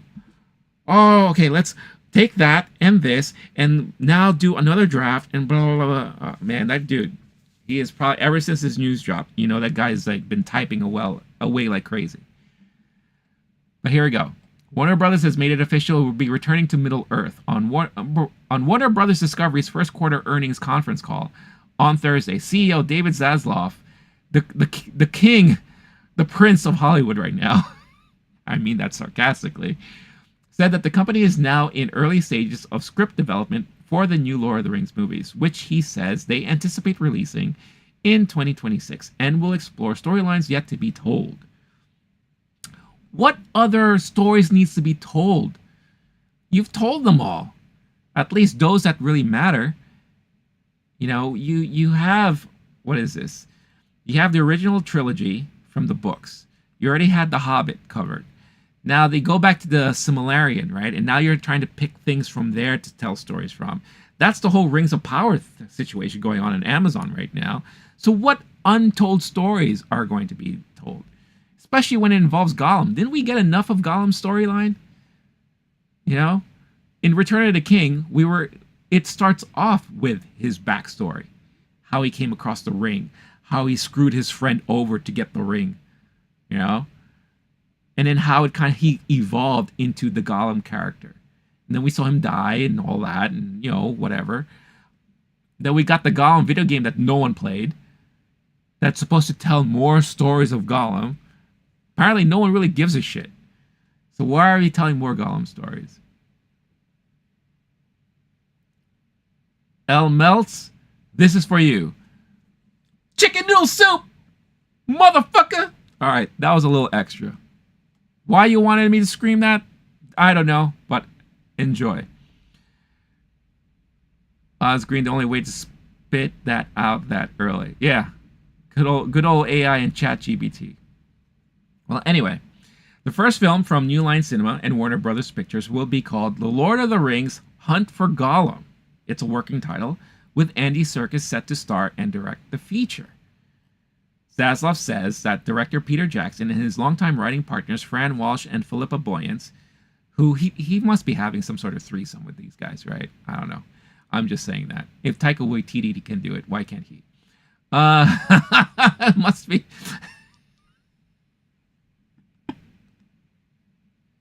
It must be a New Zealand thing. I don't know. Anyway, we'll be involved. Those three, the trio, will be involved every step of the way. Boyens and Walsh will write the screenplay. The deal covers 2 films in the franchise. It's an honor and privilege to travel back to Middle-earth with our good friend and collaborator, Andy Serkis, who has unfinished business with that stinker, Gollum. Jackson, Boyens, and Walsh said in a statement, as lifelong fans of Professor Tolkien's vast mythology, we are proud to be working with Warner Brothers Discovery film chiefs Mike DeLuca, Pam Abdi, and the entire team at Warner Brothers on another epic adventure. Yes, precious. The time has come once more to venture into the unknown with my dear friends, the extraordinary and incomparable, not incomparable, but maybe incomparable too, but incomparable Guardians of Middle-earth, Peter, Fran, and Philippa. Added circus, I want to get in on that threesome. That's what he said. Precious. With Mike and Pam and Warner Brothers team on the quest as well, alongside Weta and our filmmaking family in New Zealand, it's just all too delicious. See? Delicious. Key word. Getting that 3D. Lord of the Rings is one of the most successful and revered franchises in history and presents a significant opportunity for a theatrical business, Zaslav said. Again, desperation. We need a hit. We need a new franchise to glom money off of. Wait, we already have this franchise. Let's bring it back. Ugh. Warner's first said that it was developing a new Lord of the Rings movie. It was developing new Lord of the Rings movies a little over a year ago, cutting a deal with rights holders Embracer. Oh God, Embracer. Jesus. To develop new films based on J.R.R. Tolkien's book series. For over 2 decades, moviegoers have embraced Lord of the Rings film trilogy because of the undeniable devotion Peter, Fran, and Philippa have shown towards protecting the legacy of Tolkien's works and endure audiences could experience the incredible world he created in a way that honors his literary vision. Abdi and DeLuca added, we are honored they have agreed to be our partners on these 2 new films. With Andy coming aboard to direct Lord of the Rings The Hunt for Gollum, we continue an important commitment to excellence that is a true hallmark of how we all want to venture ahead and further contribute to the Lord of the Rings cinematic history. All right, and the article goes on and on and on about other stuff. Look, Lord of the Rings is a great franchise. I've mentioned it already earlier in the stream. It's one of my favorite movie franchises out there. I have fond memories of the films, love the films, still enjoy watching it today. The Hobbit, it's alright. Not the greatest. And like I said, the Amazon show is slightly underrated. I think more people should give it a shot. I enjoyed it. It definitely is a slow burn, and it got better as you go on. And I hate saying that because, again, when you are investing so much time in a series, it sucks that you have to go through episodes that aren't that great just to build up to when it does get better. I hate that. But that's how TV works sometimes. But this just sounds and reeks of desperation to me. And they're really trying their hardest to bring something back. And if Peter Jackson is involved, I'm a little bit confident that maybe he can do something with it. Maybe he could bring some life back to this franchise and this world, introduce something new.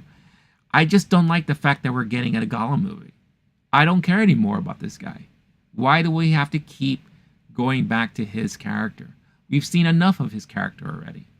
Now, if they were planning to do like a series of anthology films, and Gollum's going to be one of them, I guess that's okay.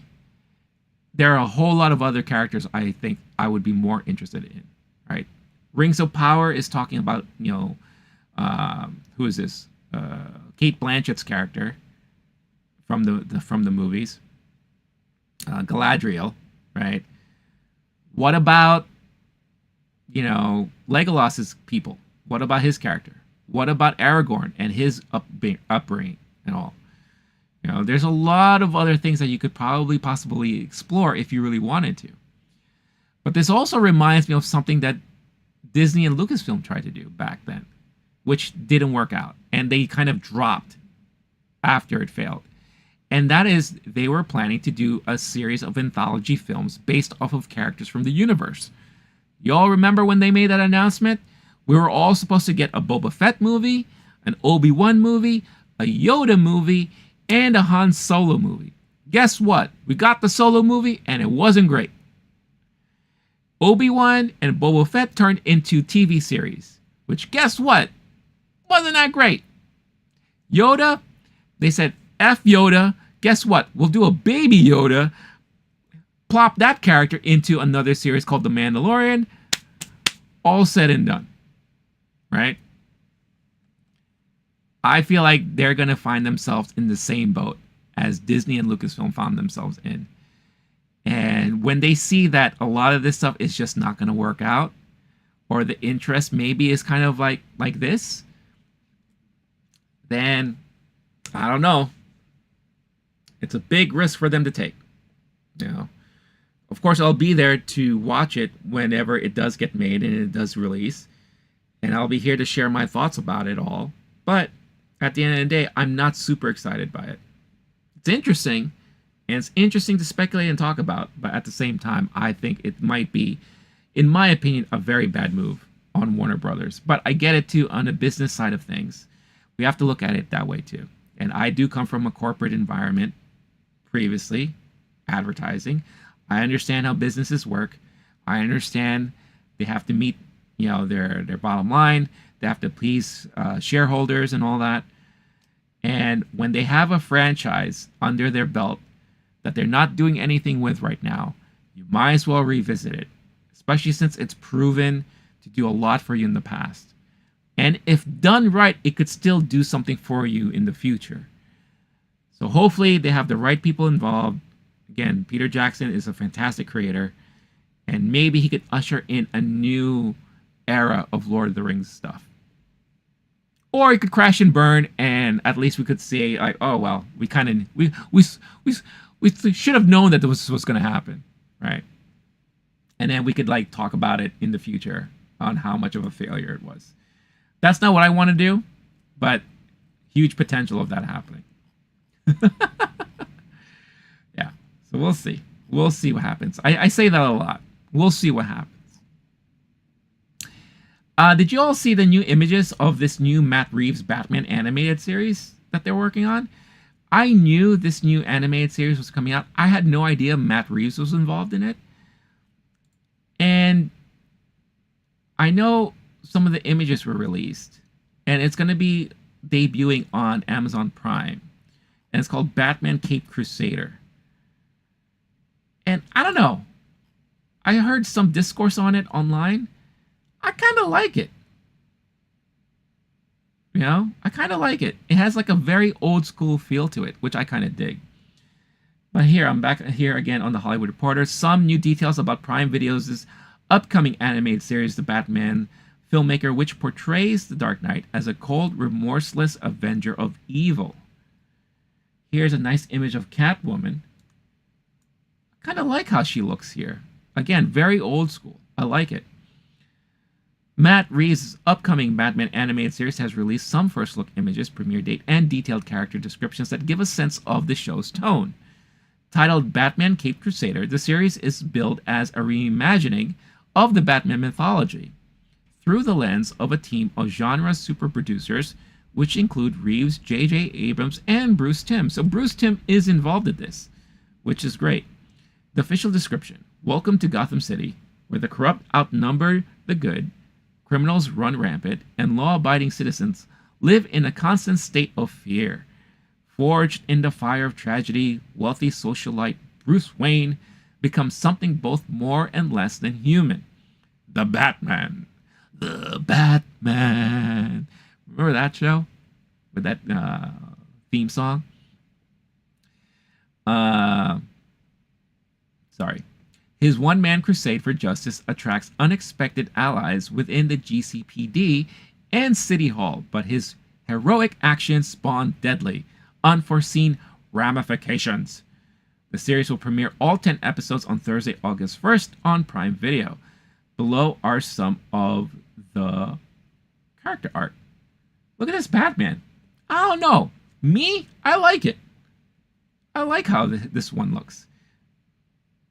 It's really bringing back an old school feel to it, and I dig it. Batman, a cold, remorseless avenger of evil, seemingly more machine than man. Forged in the fire of tragedy, every fiber of his being is dedicated to the eradication of crime.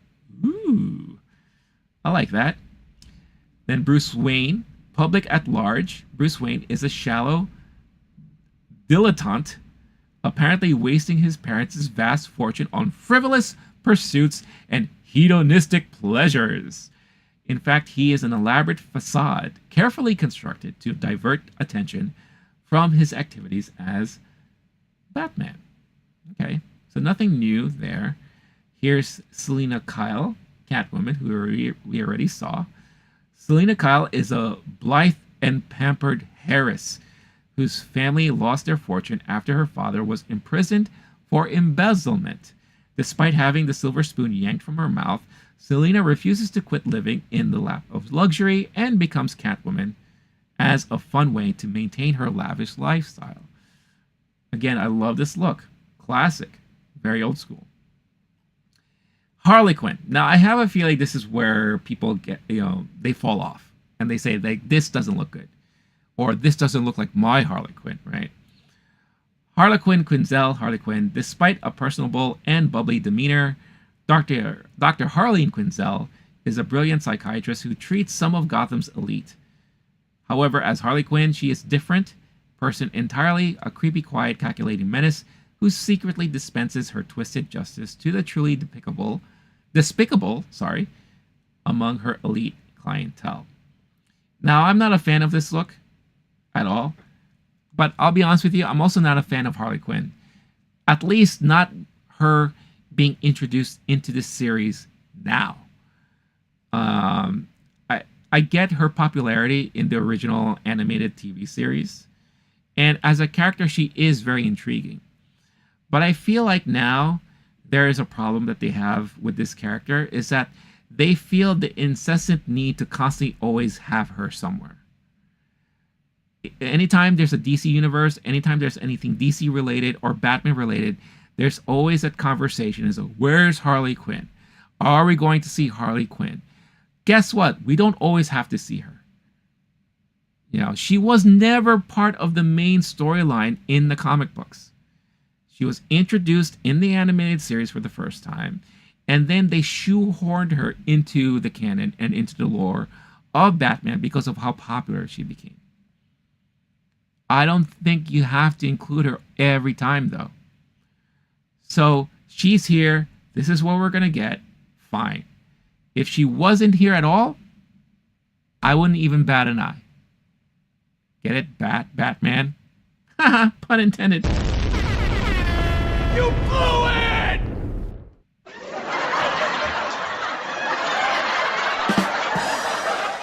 Sorry. But anyway, we are getting Harley Quinn, and that is our Harley Quinn in this show. Commissioner Jim Gordon. Former beat cop, close to retirement, Gordon was hired to play along with the corrupt system and run out the clock till he can draw a pension. But they're sorely underestimating Jim Gordon. His unassailable character brings him into conflict with dirty cops and crooked politicians alike. Not to mention he has to reckon with a deranged vigilante beating up Gotham's criminals. This is our Clayface. Okay. That's interesting. Clayface.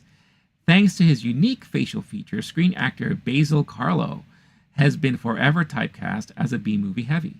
Frustrated by the limitations his appearance put on both his career and personal life, he fell hopelessly in love with his co-star.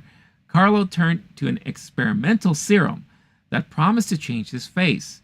However, not only does the serum ultimately disfigure his face, but it ruptures the last of his sanity, creating the tragic vengeance-seeking villain Clayface. So that's kind of cool. Kind of looks like a Lone Ranger guy. There's our Bruce Wayne. This, I'm assuming, is our Selina Kyle? Right? Maybe? And this is Harley Quinn as Dr. Quinzel. So I don't know. There are parts of this animation that does kind of harken to the original animated series.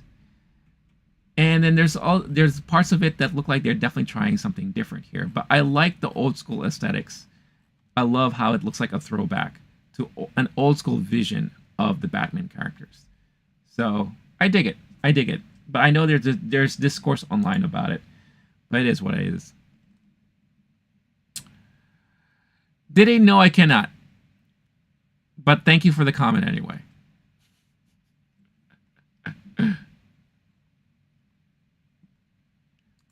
All right. Other bit of news here. Let's see. There are some whatchamacallits, X-Men related news coming out of Marvel. Now, mind you, a lot of this are rumors, right? And let's see here. I just want to make sure I have the right stuff open. What's up, Milo? What we doing? We talking about stuff. Just hanging out. We're yapping about the latest news in movies and pop culture.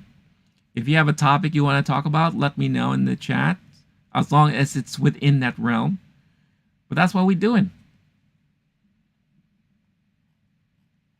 That's what we're doing. Sorry. Oh, you know what? Before I get into the X-Men related news, because Jenny earlier did mention that she's going to plan to rewatch the Riddick movies tomorrow. Here's the latest news that I read from Vin Diesel about that franchise. And it's interesting because I think for the longest time, he's been trying so hard to bring this franchise back. And I think now that you have Fast and the Furious, Fast and Furious is closing out. You know, I think they said already, they confirmed that the next movie is going to be the very last one. And then who knows if he's going to be back to voice Groot in Guardians of the Galaxy. But he needs something. And Riddick is a franchise that was pretty well praised at one point, and he's been dying so hard to bring this back. So, but before we do that, Milo, what do you think of the new X-Men show? I love it. I love it. I have enjoyed every episode so far. Even though some episodes are a little weaker than others, the show has been fantastic. I was a pretty big fan of the original animated show in the 90s. I kind of spent my years during then watching Batman the animated show. And I love that they kept everything basically similar to like the original animated show. What I like about it too is that they kind of matured it even more so. The show, I've said before over and over again, is very horny. It is a very horny show. Everyone wants to get with each other. There's a lot of different love triangles and relationships and all those things. There's a decent amount of violence. We've seen blood pop up every now and then. And they're not afraid to take it places. This last episode that we got, which I'm planning to talk about in a little bit, I like to do a little recap every week on each episode. It ended in a crazy spot. Crazy spot. But I love that they went there. I really have thoroughly enjoyed it. And I think they're doing a great job. I can't wait for what's going to happen in the last episode next week. So yeah. How about you, Milo? How are you enjoying it? Let us know. But here I am on Dark Horizons. Riddick Furia, not to be confused with Furiosa, is set to film this August. Can you believe that? Can you believe that? Believe it. All right. A fourth installment of the Riddick franchise is on the way with actor Vin Diesel, set to reprise the role on Riddick Furia.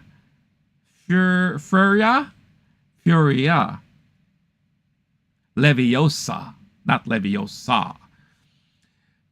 Production slated to begin August 26th. Deadline broke the news, saying shooting will take place in Germany, Spain, and the UK as the project reunites him with writer-director David Twohy.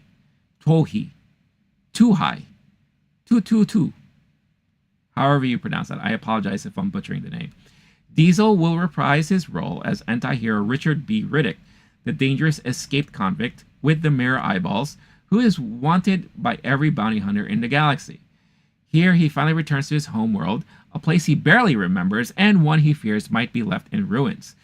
But there he finds other Furians fighting for their existence against a new monster. And some of these Furians are more like Riddick than he could ever have imagined. The film follows on from the events of Pitch Black, Chronicles of Riddick, and Riddick. Wow, it's crazy. The original came out in 2000. Then 2004 was Riddick. So that means this year we're celebrating an anniversary of that movie. And 2013. Look at the huge gap between that. Diesel, Samantha Vincent, Thorsten Schumacher, Joe Neureuter, and Lars Sylvest will produce. Sylvest, sorry. Worldwide pre-sales for the film have already reportedly been completed. So they got a buyer, so they got a studio. And they have, all right, so they have, we'll see what happens. We'll see what happens. Again, I don't know if anyone was clamoring for another Riddick movie, but he has been. And it's been, what, 11 years since we got a movie in the Riddick franchise? So it'll be interesting. It'll be really, really interesting to see what happens there. But yeah, let's talk about this X-Men news. So Jeff Snyder, who is kind of like a news scooper, he's a scoops guy. I've known this guy for a very long time. I keep saying that I will always remember him as the critic that fought Uwe Boll in the boxing ring and lost. Well, everyone lost, who decided to fight with that guy. But I give him major props for having the balls to do so. He dropped that, 7 months after Deadline's article about Kevin Feige taking pitches for writers for their X-Men movie that they're working on for the MCU. There is a decision growing very near, and 2 finalists are in talks right now to be the writers of this movie, of whatever this movie is going to end up being. And let's see, we have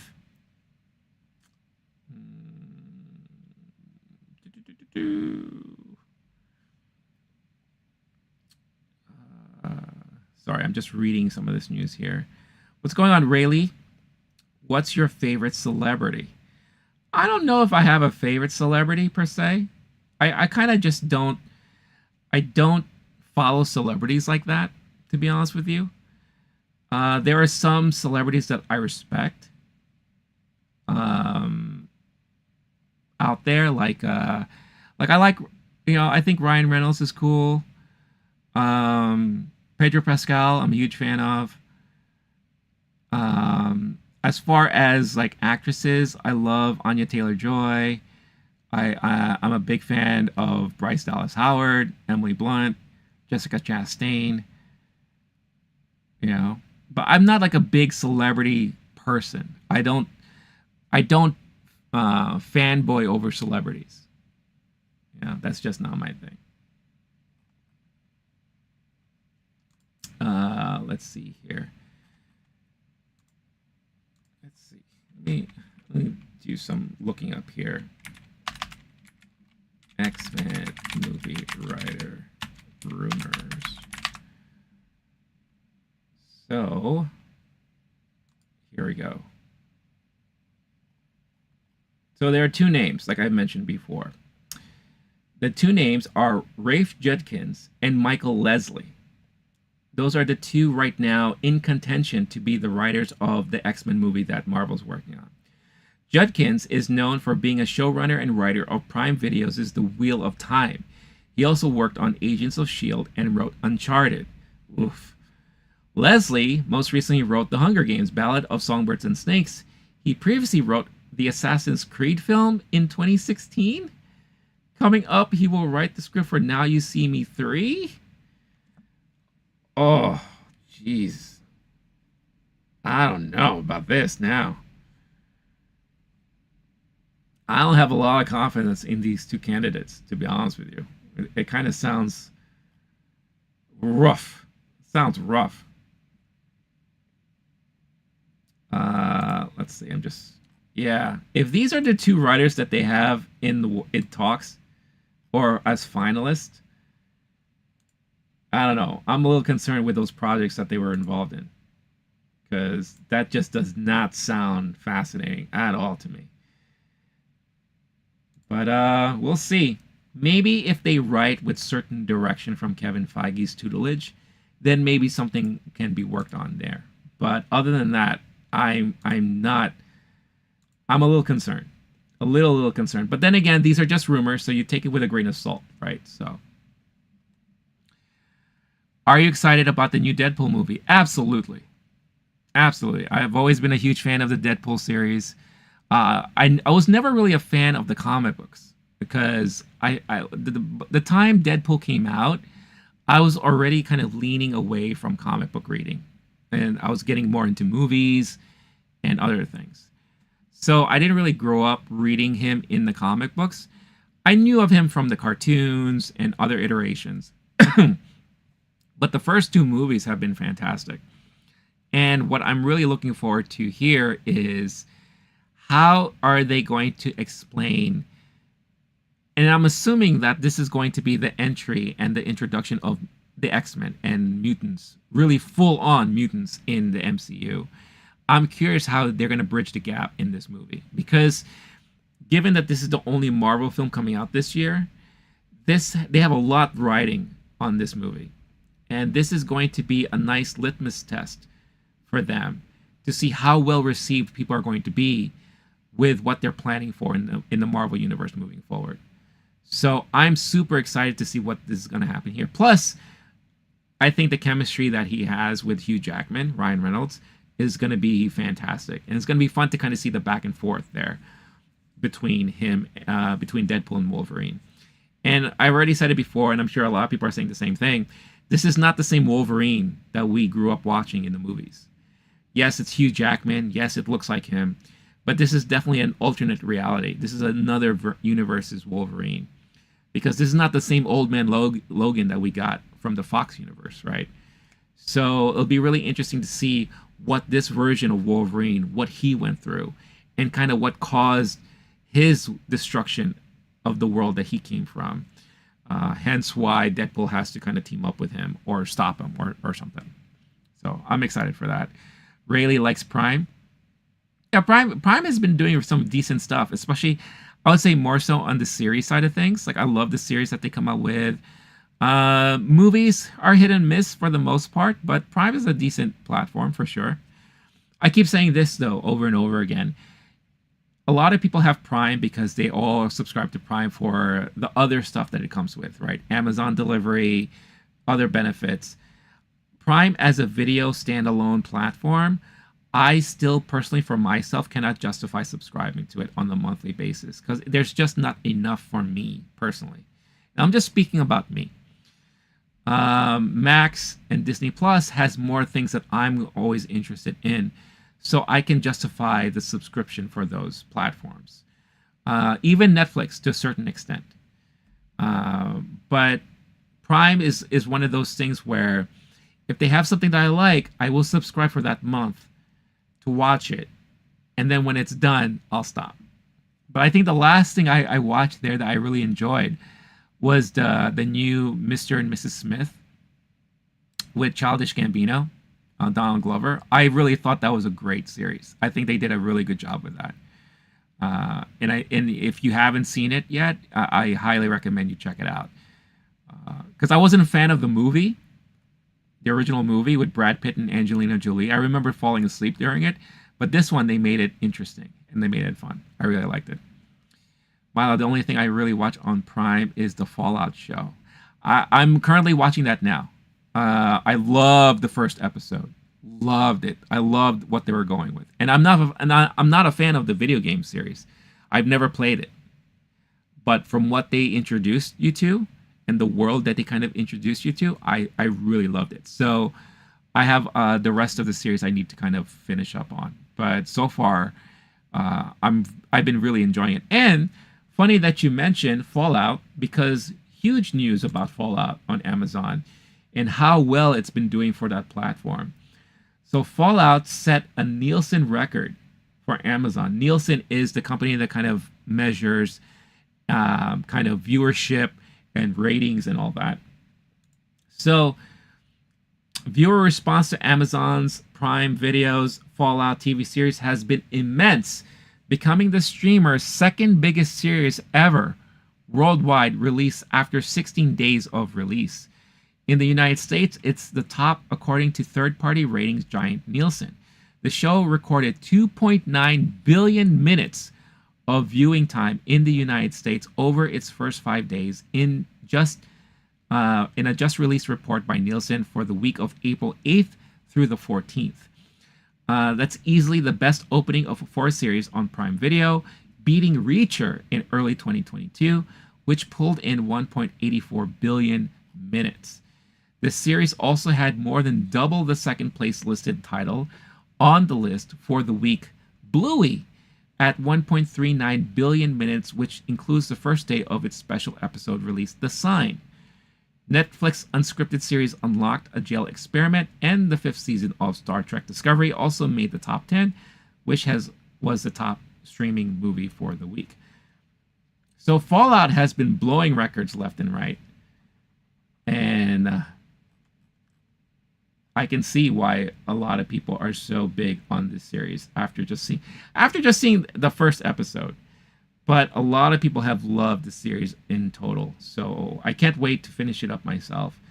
And yeah, good things from Amazon on that series. So I'm really happy to hear that. I'm happy to hear that for those involved in making the show and for the fans who are fans of the show. So really, really good stuff overall. Very, very happy. Let's see here. What else can we talk about this morning? And if any of you have any questions for me, please continue throwing them at me. I love the conversation. Oh, this one, speaking of Amazon, I feel like Amazon and Prime Video has been on a roll in the last couple of weeks with a lot of announcements, a lot of hits, a lot of acclaim. So this is something that I didn't even know that they were working on. I had no idea that they were working on a Blade Runner 2099 series. And they made an announcement that Michelle Yeoh is going to be cast in it. So here I am back again on The Hollywood Reporter. Michelle Yeoh cast in Blade Runner 2099 from Amazon. The Prime Video's Blade Runner TV sequel has cast Star Trek Discovery actress in the lead role. Oscar-winning Everything Ever All at Once actress has signed on to Blade Runner 2099. The limited series is from showrunner Silka Louisa, who is responsible for Shining Girls, which I'm not familiar with, and executive producer by original Blade Runner director Ridley Scott. That's good to know that he's involved somehow.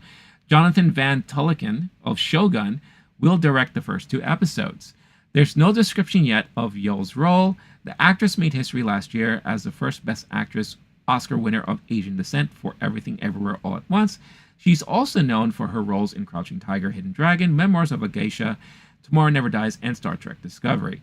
Yeoh will soon reprise her role as Trek's Emperor Philippa Georgiou, I hope I'm saying that right, in the TV movie Star Trek Section 31.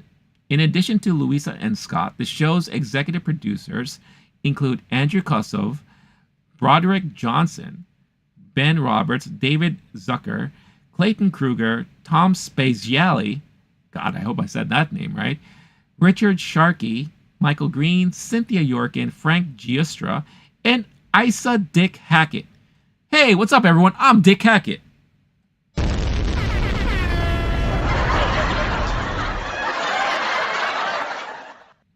There's no premiere date set yet for the show. But it will be the first new Blade Runner thing that we've got since 2017's Blade Runner 2049. I don't even know what the premise is for this show. They don't seem to know yet either. Again, this is like a huge surprise to me because I had no idea that they were working on a show like this. I love the Blade Runner series. The first Blade Runner is a classic. I love it. The second one, 2049, arguably maybe even better than the original. But I love that movie. Not a lot of people talk about that movie. I'm also a big Denis Villeneuve fan, and I think Denis directed the hell out of that movie. Really, really well done.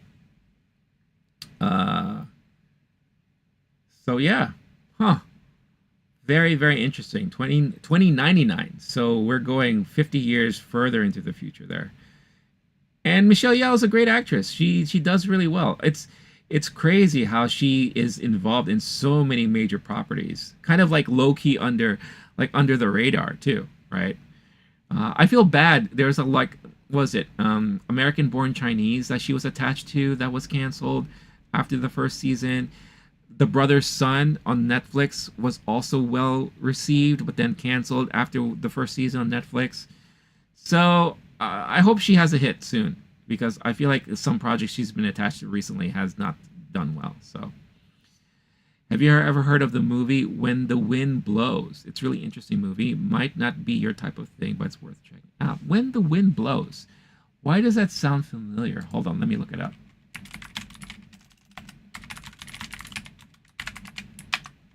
When the Wind Blows. Oh, this is an animated film. It's from British animated film. It's a disaster film. Jimmy Murakami, based on Raymond Briggs' graphic novel of the same name. Oh, this looks really interesting. Huh. I've never heard of this before.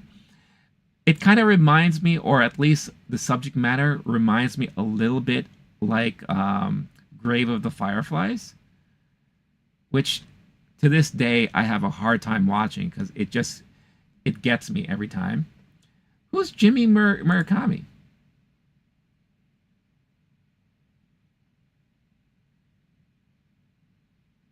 He also did Snowman. Huh. Japanese American fan was interned. Oh wow. I had no idea. Oh, he worked for Toei Animation and established Murakami Wolf Productions. Huh. He also worked on 3 films for Roger Corman.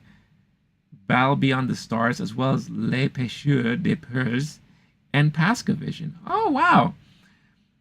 You know what? Thank you for introducing me to this. I will add this to my watch list because this sounds really, really interesting, honestly.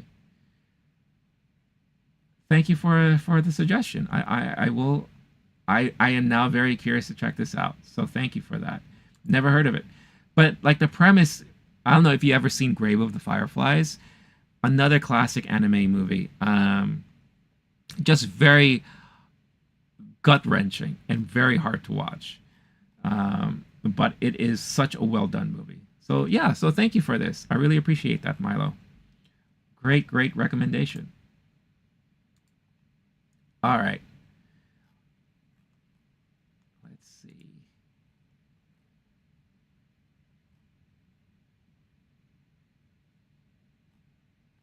Sorry, I don't mean to be silent. I'm just looking at some of the recent news here. Things that I've kind of clipped out, things that I kind of wanted to talk about or highlighted that I may want to talk about. I know it's also fun to hear that Sony is going to be releasing Danny Boyle's movie 28 Years Later, the sequel to 28 Days Later, June of 2025, next year. So that's going to be fun. Can't wait for that. That's going to be a lot of fun. They got the Shang-Chi screenwriter Dave Callahan, who's going to be writing for the Monsterverse now. And that person is going to be writing the new script for the follow-up of Godzilla Kong. That's fascinating. So yeah, there's a lot of different things to talk about here. And I'm not done yet. I'm going to definitely talk about some. And speaking of Kong or Godzilla, again, very, very excited to finally receive this in the mail. For those of you who may have missed it on the stream earlier. Finally just got this in-house. So excited for this. That is the Japanese 4K Blu-ray release of Godzilla Minus One. I got it in hand. And for those of you who are new to the channel, I do this little series called Beyond the Disc, where I like to explore packaging, art, and menu design in Blu-ray DVD releases. So this is definitely going to be featured in an upcoming episode of that, because I'm so excited to unbox this. And it comes with so many cool things inside. And I just love this movie. I really, really love this movie. And right now, this is the only way to get it on physical media. So I'm very, very excited for that. Very, very excited. So I can't wait to check that out. A little ASMR for you.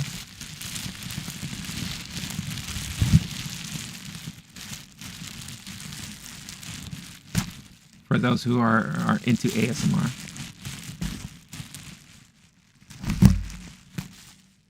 What the hell am I doing?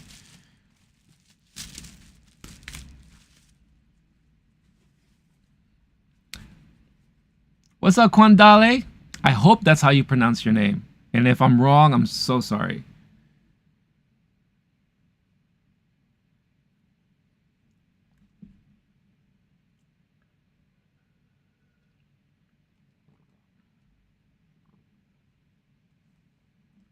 I'm sorry, you're too kind. Am I? I just always want to make sure I'm pronouncing everyone's name correctly. And if I'm wrong, I'm so sorry.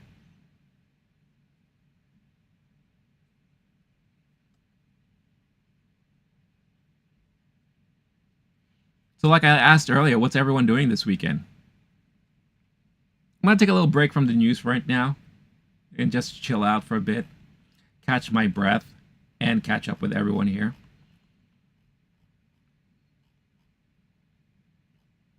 Anyone planning on watching anything cool? Movies, TV related? Anyone playing any video games? Where did I get this Star Wars mug? This is one of my all-time favorite mugs ever. All-time favorite. I got this at Disney World. I can't remember when. A very long time ago. And it was one of those things that, you know, when you see something, you're like, that, I need that, that's mine. That's basically what happened with this mug. And I love it. My little Chewbacca mug. I love it. Osgreen democracy is calling, damn it! I don't know if anyone else here is playing Helldivers too, but OG and I, we love our Helldivers. The dumpster divers in the house, as we call ourselves. Yeah! We love our dumpster diving. And yeah, we know there's a lot of, you know, kind of talk and discourse online about how Sony is handling the whole Helldivers thing. And I agree, they're not handling it well. You know, but I love Arrowhead with what they did with this game. It's a game that I feel like I've been needing for a while, because we haven't gotten anything like this in a minute where I could play with my friends and enjoy, you know, without having such a huge time commitment either. There's no major storyline that we always have to like follow. It's just good all get in, get things done action, and it's fun. It's a lot of fun. So I don't know if anyone else is playing it, but we're having a blast playing it.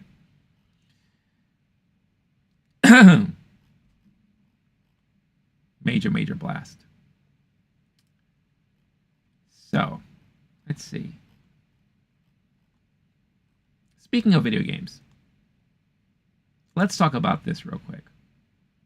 Now, I'm not going to talk about, obviously, the major news right now is Xbox. Xbox division is not doing so hot in the news right now with all the recent studio closures and layoffs. I'm not going to be talking about all that stuff. I've seen people who are very mad at it, you know, saying that it's the end of Xbox. Xbox, end of an era. I don't think Xbox is going anywhere. I don't agree with a lot of what they're doing. And like I said before, previously, whenever Sony does something I don't agree with, I call them out on it and I talk about it. Whenever Xbox and Microsoft does something that I don't agree with, I call them out and talk about it. And I think the way they're handling this right now, it's business, but I think it could have been handled a little differently. Unfortunately, I feel like because of the direction that they're going, I think they've realized too late that their model that they've been putting out there is very unsustainable. And it makes a lot of sense. And I'm talking about like Game Pass. Because Game Pass, from what I can tell, and what I've been told, it is very, very hard for a company to really gauge the popularity of titles that they put out there. Plus, you are costing the developers and yourself money that you could be making when you sell the games to consumers first instead of including it day one on a subscription service, right? I understand all that stuff. And also, I think it comes with the territory that whenever you buy a company or you buy several companies, there will be overlap, and eventually there'll be time to have to consolidate. And I think we're seeing a lot of that happening now. Also, the whole problem with the reliance on AAA games and the importance being put in that stuff, I feel like there's certain plots that have been lost along the way where every studio would have their AAA titles, but they will also have their little smaller titles that they would release in lieu of those AAA titles, right? So I feel like they've definitely lost the plot along the way, and now they're kind of suffering from it, and now they're forced to make a lot of these changes moving forward, and it's causing a lot of heartache and problems in the industry. But it's an industry that's currently suffering all across the board. We are in a recession, so every company, every business is suffering right now. The movie industry is suffering, TV markets are suffering, advertising is suffering, and video games is also going to be an industry that suffers. So it is what it is. It's not fun to see, but it is what it is. Milo, what do you think about the new Nintendo console that's coming out this year? I think it's time. I think the Switch is a fantastic piece of hardware. Nintendo is always good with introducing new hardware and new ways to play games. I think it's time. They should have released one by now because the power of the current console is very weak. And they need something in order to continue getting the backing from third-party studios to produce games for their consoles that they're happy to work with. They need their technology to be increased. They need to get along the times, within the times of technology today. And they need the power behind their consoles. Nintendo games, first-party games, don't need powerful systems. You know, that's one thing everyone should remember. But in order to get support from third-party companies that do need powerful systems, they need a system that can maintain and support that. So I think it is definitely time. So I'm curious and excited to see what they're going to come out with their next system. I'm always curious and interested anytime a new system comes out, especially for Nintendo. I'm curious what they're going to call it. You know, I know they're not going to call it Switch 2. It would be kind of weird if they do that. They should call it Super Switch. Kind of like Super Nintendo. How about Super Switch? Or Switch Super? I don't know. But I'll be interested to see. And it'll be interesting to see if they're basically just going to come out with new hardware, but have it look very similar to the Switch that we have now, or if it's going to look very different. You know, are they going to still have the Joy-Con support, or is it going to be an all-in-one encompassing kind of portable device like a ROG Ally or a Steam Deck? I don't know. So it'll be really, really interesting to see what they come up with. But it's time. It's definitely time for them. I like the Super Switch. Yeah, Super Switch.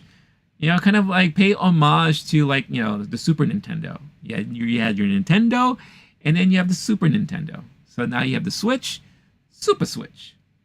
What's up, Super Switch? And then you could go around the schoolyards and you know, bragging to your friends, "Oh, you got a Switch? Well, I got a Super Switch. Ha ha ha! You suck." Yeah, and then you get your ass beat, and then there goes your Super Switch. But yeah, I'm excited. And like I said, it's time. It's time for Nintendo to upgrade. Rayleigh's back!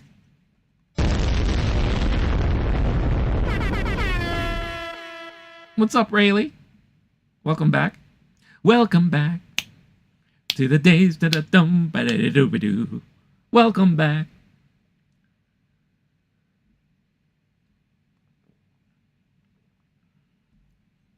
Sup? We've gotten to the point of the stream where I'm just talking about anything. So if you have any questions or anything, any topic to bring up, as long as it's within the movie, pop culture, video game world, landscape, and all that, by all means. And I'm still perusing some of my savings here as far as topics to talk about. Like this one. Like I do want to kind of talk about this one. Warner Brothers Discovery chiefs on the Suicide Squad game failure. So obviously, if you follow everything, and you know by now, the Suicide Squad game was... right? I had a feeling it was going to be like that. I was invited to play like the alpha version of the game. And even though I thought the characters and playing as some of the characters were entertaining, I had a feeling the game itself was not going to be good. It was very clunky. It was very messy. It wasn't what I would call fun for the most part. And I knew it wasn't going to do well when it came out. And it didn't. It was received very poorly. What was it? Was it 3 weeks after or a month after it already went on sale? But it looks like some of the chiefs at Warner Brothers are finally addressing it. So Rocksteady Studios is... And it sucks too, because Rocksteady Studios, from what I heard, they didn't want to do this game. They didn't want to do this game at all. They were kind of forced to do this game. Because, they're so used to doing like the Arkham series. They wanted to do a follow-up to that. But instead, everyone wanted to get on the bandwagon. The Fortnite bandwagon, right? The play as a service type of system. And they wanted them to make a game like this. And they did, because they had no choice. And look what happened. So I feel bad for Rocksteady. But live service game Suicide Squad Kill the Justice League was a failure at launch. And now Warner Brothers Discovery has revealed how much it has cost them. Uh-oh. Here we go. In the company's quarterly financial results announced the morning of, this was back on May 9th, Thursday, they say games revenue declined significantly compared to last year when major single-player bestseller Hogwarts Legacy debuted to audiences' praises and strong sales. In contrast, Suicide Squad Kill the Justice League was panned by critics and launched to extremely low player numbers, which have only heated downward since. Heated. 9 years was spent on the game's development. Oh my god, 9 years. That's crazy to think that they spent that much time on this game. In a follow-up investor-focused call, WBD CEO David Zaslav called the release disappointing, while Chief Financial Officer Gunnar, can you imagine having a name Gunnar? Hi, I'm Gunnar. Wendenfels revealed that the game's failure had a negative effect on company revenue, with a $200 million impact to earnings before interest, taxes, depreciation, and amortization. Amortization! Say that 3 times fast. It's not clear how long Rocksteady will stay committed to pumping out new content for Suicide Squad, Kill the Justice League, and their next project hasn't yet been announced.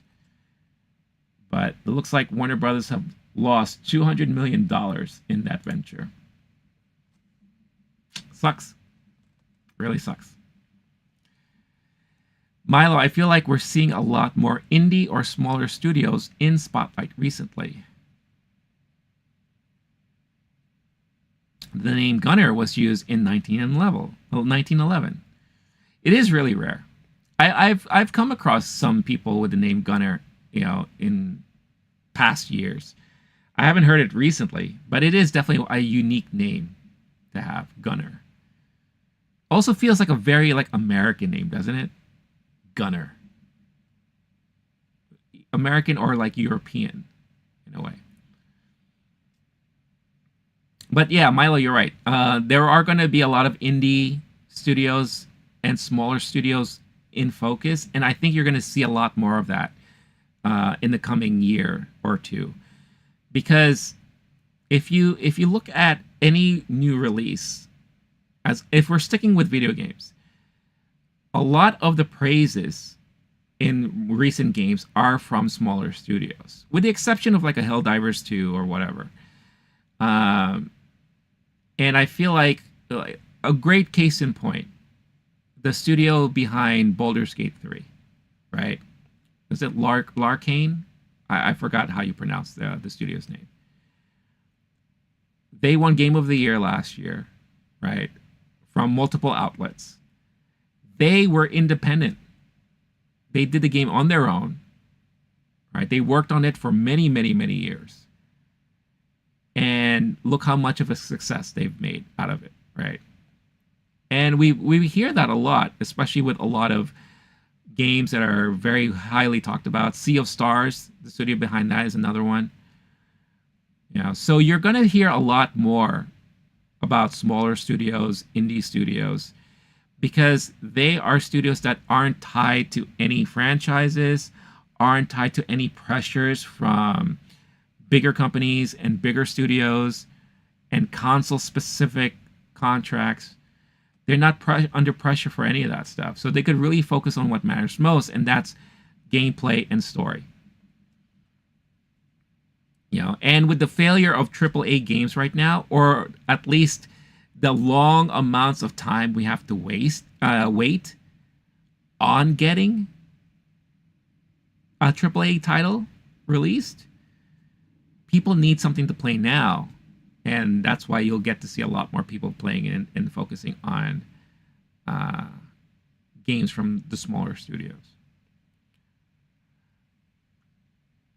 Rayleigh, I got a question. Who's Michael Jackson? Are you being serious? What is that in relation to? I mean, Michael Jackson is a big pop star, right? I'm just curious. You know, Michael Jackson is a big pop star originally from the Jackson 5, from like the 70s, then veered into his own solo career in the 80s and became a major pop sensation. Known worldwide, right? Major hits. A lot of big hits.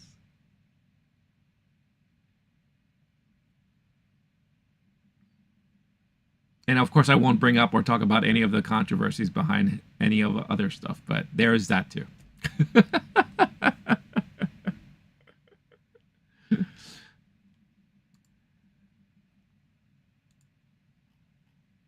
All right, let's see. Oh, who's excited for that new Nintendo World Championship game coming out? Huh? I am so super excited about that. And at the same time, I'm also not disappointed, but a little upset that us here in America, we're not getting the best version of it as far as the physical copy is concerned.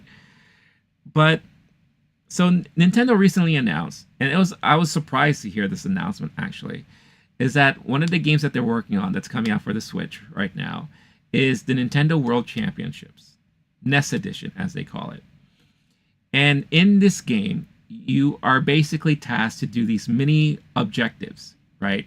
And it's timed, and you get points, and you get to play with your friends and all that. And whoever gets the biggest points is the winner. It's based off of an actual competition that happened back in 1990, which I actually went to. I have a picture somewhere. I have to dig it up. But I remember having a picture with all of my friends when they had the Nintendo World Championship at the Jacob Javits Center here in New York City. I went there with my friends, and what was really cool about it too was that it was not only a competition, but it was kind of like a Nintendo convention, so to speak. You had dealers in there, you had Nintendo merchandise you could buy, and they used it as a showcase to highlight some of the games coming up for their Nintendo system at the time, back in 1990. I remember playing the Punisher game for the Nintendo and playing a bunch of other games there. And I remember I bought like these like nice little Nintendo pins I was able to take home. But you could also buy a ticket to compete to try to compete and get on the big stage and all. I remember we all competed. We all lost, and then I bought another ticket to try again, to try to see if I could get past that stage, and I failed again too. But it was a lot of fun. It was like a moment in time that was so exciting. Later on, they followed up again during the Super Nintendo years. I guess that's why they're calling this the NES edition, because maybe they're working on a Super Nintendo edition too in the future. So I thought this was a really cool excitement. So here in America, you can buy a physical copy that you could currently pre-order now. I'm here on the Best Buy website where they have it available for pre-order. And here you can get the physical copy, which will come with, let's see, features.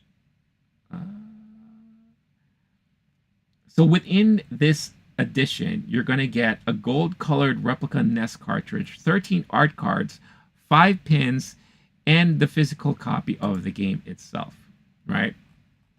Which in itself is fun and really exciting. The downside is that the physical gold cartridge, you can't play it. So if you have an old Nintendo, it's not going to have a game in there to play. I feel like that's kind of weak, but hey, it is what it is, right? And here's a picture of the entire edition that you can get here. And you can see what they come with and all that. The gold cartridge does look pretty neat. And I like the art cards because it's art from the original packaging of the old Nintendo games. And the pin set, actually, to be honest with you, reminds me very much of the similar pins that I bought at the Nintendo World Championship back in 1990. Now, my disappointment was when I heard what Japan was getting for their version of the physical copy.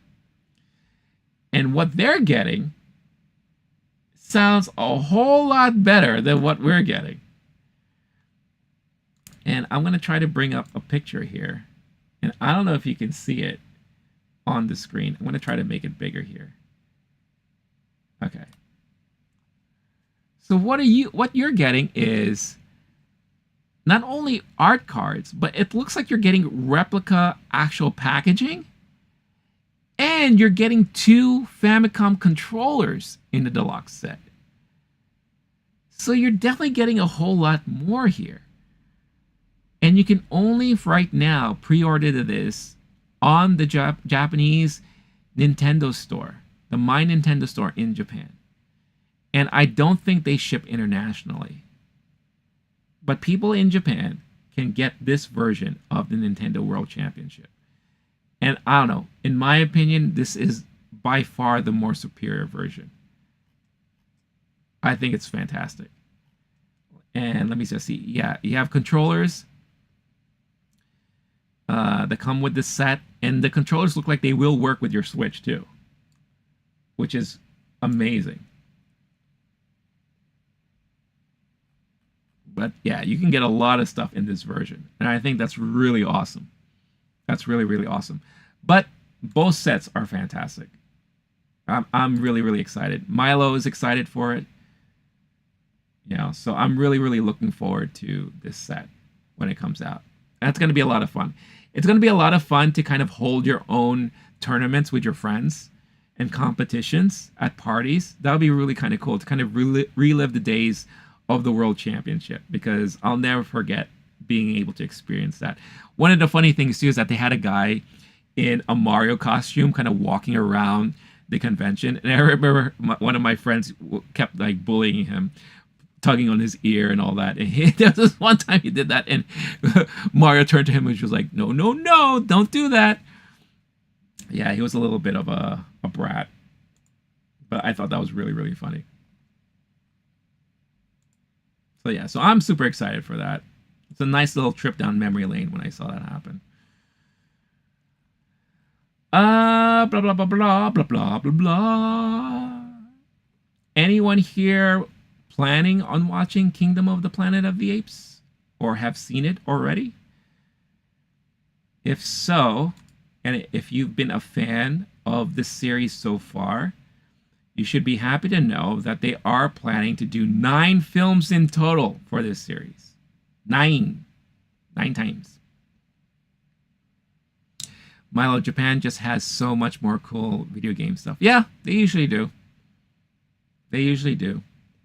Yeah.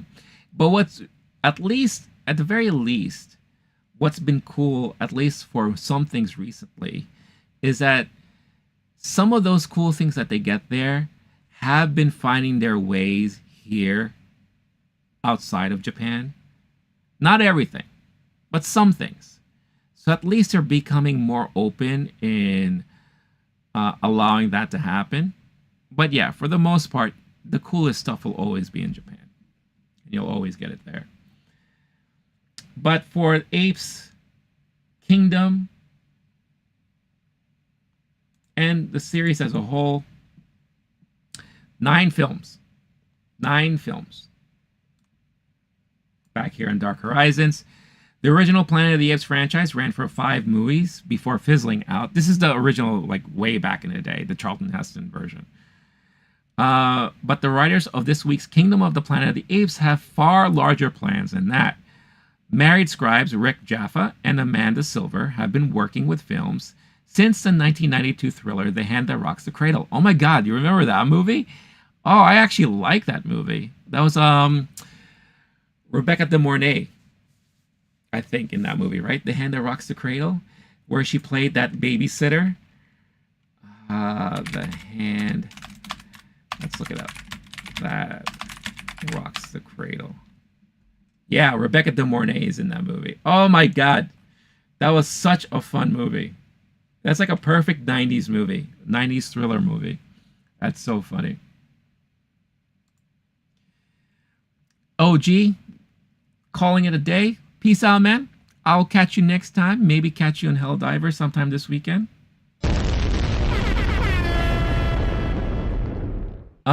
But the Scribe, they followed that up with a number of films, including 1997's adaptation of Preston's child novel, The Relic.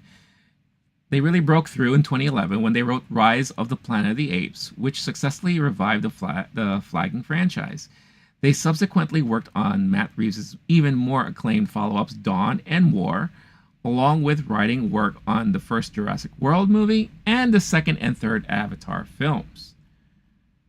Now they return as producers of Kingdom, and speaking with The Hollywood Reporter, they were asked how far out are they plotting these movies, and how many more can we expect? According to Jaffa, with Kingdom, we really feel like we've set the foundation for at least 2 more movies with these characters, but we'll see. A lot of it depends on the audience's reaction. Silver, when you first came up with this idea of the Apes franchise way back, you saw 9 movies. We thought this is crazy ambitious, but here we are. We're at 4. Jaffa said, I saw 9. Don't know if we'll make it to 9. I would love it. We've spoken to not just Wes and Josh and Joe, but to Steve and Scott at 20th Century about what the next movies can be. And of course, as with anything, it all depends on how much money it makes. Well, right now, it looks like they're going to make $50 million, over $50 million for this new movie, which is a pretty good start for the weekend. And I really enjoyed the movie. I thought it was very well done, very well written. I love the story. I love the character development in it. What I said in my review was that one of my major concerns was how are we going to feel about these new characters in a post-Caesar storyline. Caesar's not involved anymore. And they found a way. And I enjoyed it. I feel very invested in these new characters that we were introduced to. And I definitely want to see more of it afterwards. So hopefully everyone else will feel the same when they watch it over the weekend. Or the upcoming week or 2. All right. Let's end this stream talking about the latest episode of X-Men 97. Episode 9. Episode 9 is a part 2 of 3 within these final episodes of the season. And it definitely picks up where things left off in the last episode. Professor X is back, right? From his little rendezvous with the Shi'ar Empress. So he's back. The one thing that really kind of, I guess, I found a little disappointing, but it also kind of made sense too, was that we didn't really see much of a reaction from the rest of the X-Men with him coming back. He had a moment with Scott and Jean Grey, kind of like a father-son moment, where he was complaining about like why Scott is still bitching about why Professor X decided to leave things with Magneto. And you know, Professor X said that he was basically, oh, spoilers by the way, in case anyone doesn't want to be spoiled about the episode, I should probably hint at that first. But yeah, we're talking about X-Men 97, episode 9, and there will be spoilers abound. So, you know, big warning for everyone who hasn't seen it yet. But this is a recap and review of this episode. So yeah, you know, Scott is still, you know, bitching about that. He still doesn't understand the thought behind it. And, you know, Professor X was trying to explain to him that, look, I did that for you guys. You know, you've been with me ever since you were teenagers. I want you guys to have a life. I want you guys to have a family. I don't want you guys to be burdened with running the school and running the team and all that, which makes a lot of sense. But of course, I don't know, it's a questionable move as to whether or not he was supposed to have left it with Magneto or whatever the case is. But that's all we got. We didn't get to see any of the other reactions from the rest of the team when it comes to Professor X being back. The only reaction we got out of anyone was when Storm came back. Storm came back and you saw Jubilee make a beeline to Storm's like, Storm, my God, Aurora, you're back. And, you know, Jean Grey and Storm, you know, picked her up and, you know, kind of danced with her in the sky, in the air. You know, but we didn't see that type of reaction to Professor X. You know, at the end of the last episode, he crash landed. He's like, I hope I'm not too late. To me, my X-Men. And everyone was just like, okay, I guess we're going to go back now. But we didn't really get to see much of a reaction or whatever kind of feeling we got from anybody else on the team. And then immediately we have them back in the room kind of like, you know, strategizing and formulating what they're supposed to do moving forward. You know, and obviously the big threat right now is Magneto. You know, Magneto is now on a warpath. He is really pissed off. He's upset. You know, he did this giant EMP blast from his body that pretty wiped out a lot of technology across the world.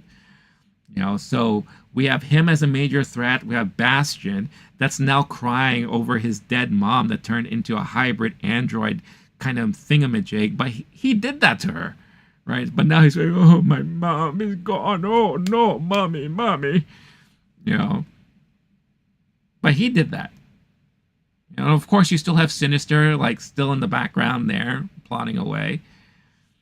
But the whole thing was basically just like, all right, whose side are you going to be on here?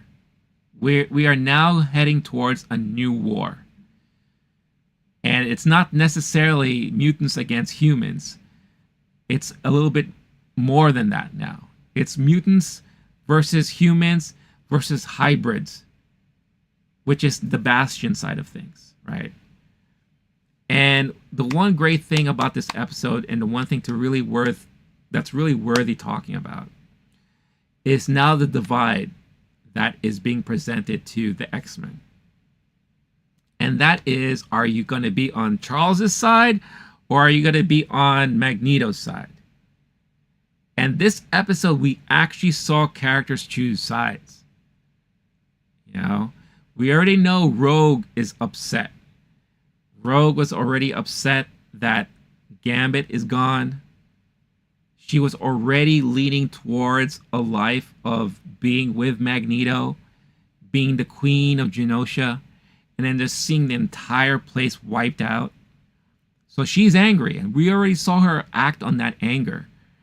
Going on a rampage, you know, destroying things, breaking into the army bases, basically dropping off Trask from the roof.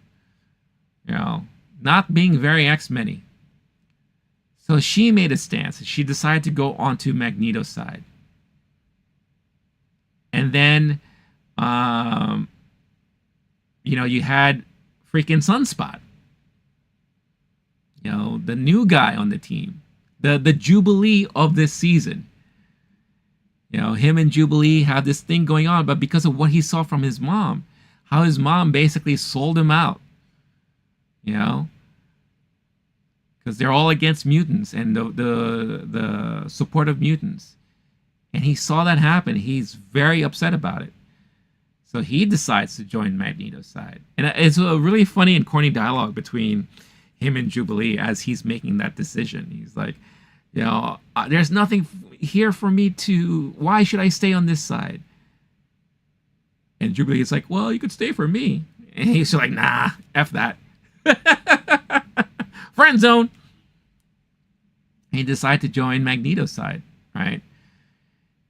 And now Magneto is once again major threat, but this time he has certain former X-Men team members on his side.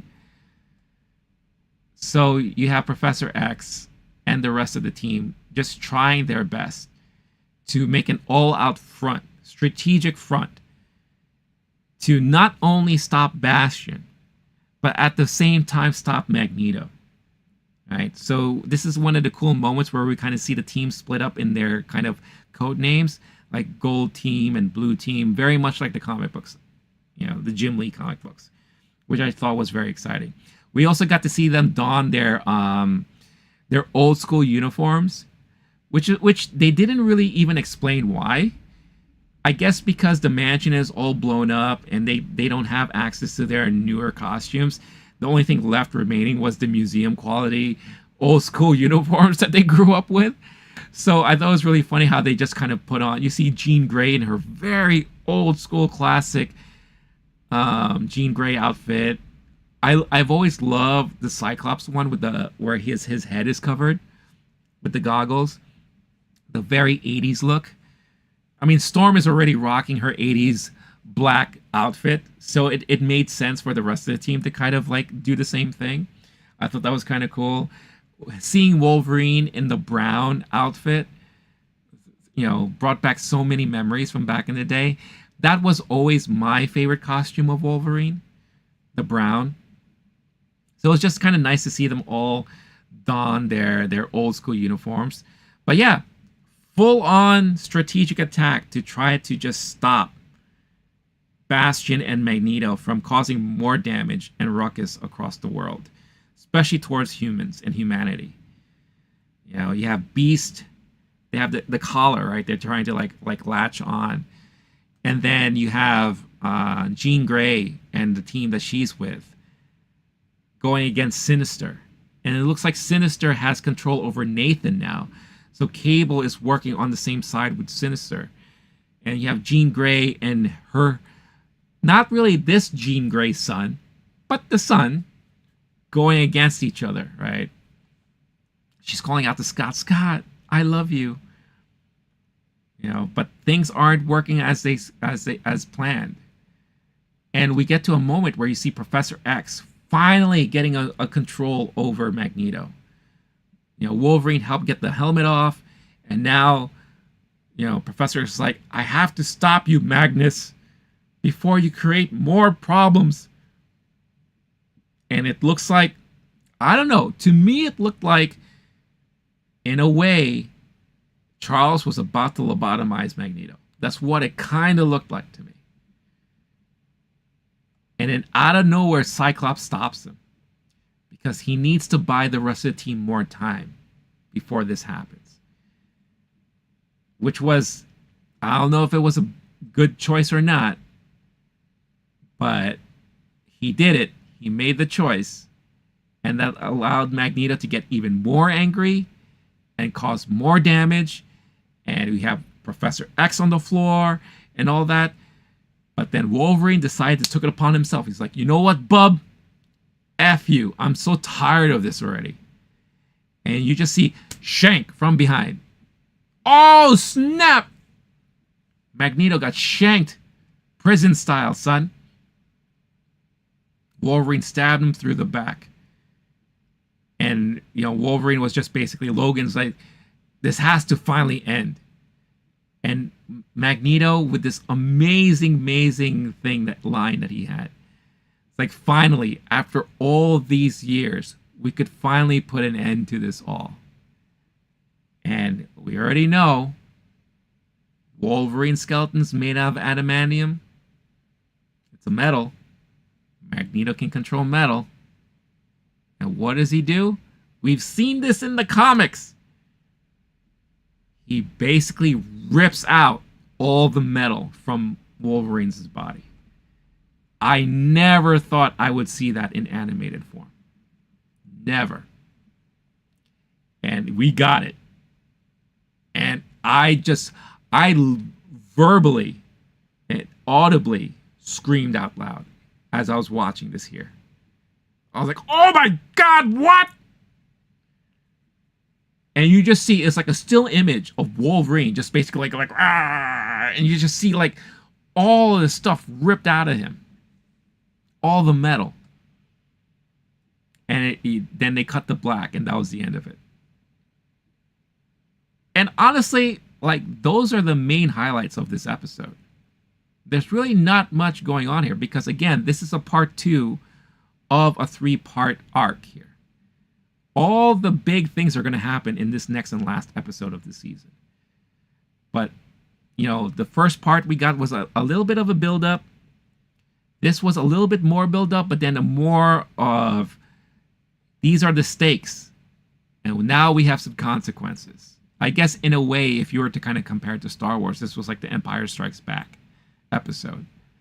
It ends on such a bad, sour note.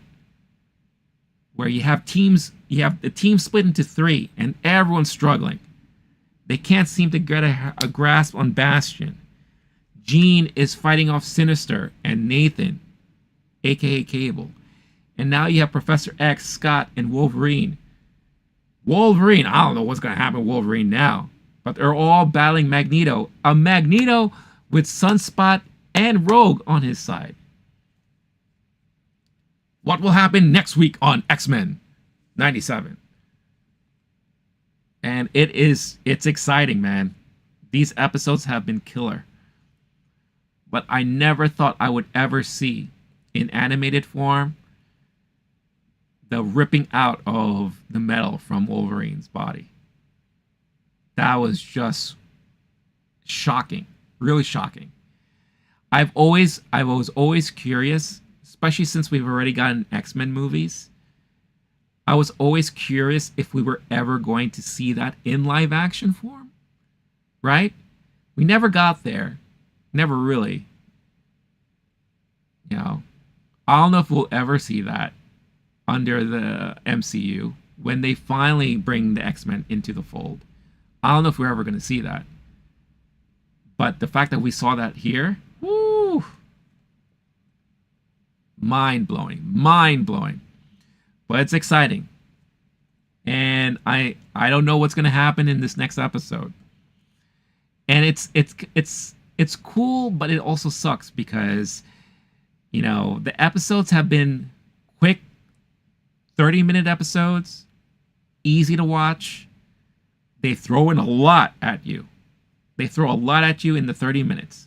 Sometimes it's kind of hard to keep track and keep pace of everything. But knowing that this is the last episode that we're getting next week, there's a part of me that wishes it was like a double episode, like an hour long. Because I feel like there's a lot of stuff they can kind of tie out and kind of put a cap on and give us more story, more of what to look forward to for season 2, which we know we're getting. But right now, I mean, it is, wow, amazing. It's just a fun watch overall. It really is just a fun watch overall. It's been so entertaining, and it'll be sad to see it end next week. But from what we got some good content, and this was a lot of fun to watch. So yeah, that's the end of spoilers there. No more spoiler talk for X-Men 97. But yeah, I would love to hear what you all think about the season, the episode. What are you looking forward to? What are you hoping they're going to tie out? Yeah, a lot of good stuff. A lot of good stuff. All right, y'all. I feel like I'm starting to lose my voice a little bit. Maybe it's not such a good idea to have the mic so far away, because I feel like I am being forced to talk up more instead of having the mic right in front of me and to talk like a little bit normally. So I may have to change that around. Just trying something different. But I'm going to head on out for now. Thank you so much for everyone who showed up in support. R.I.P. my boy, Oz Green. Don't forget, check him out on Double Toasted Monday nights on their channel. Milo the Cat. Rayleigh. Going back, we had Quandale. We also had Elle. And Jenny. Jenny Sharak, I hope you enjoy the rest of your weekend. Dying to hear what movies you end up watching tomorrow. If it's not the Pitch Black series. Chris, as always. And yeah, Bailey. Also, big shout out to Bailey. Thank you all for the amazing support.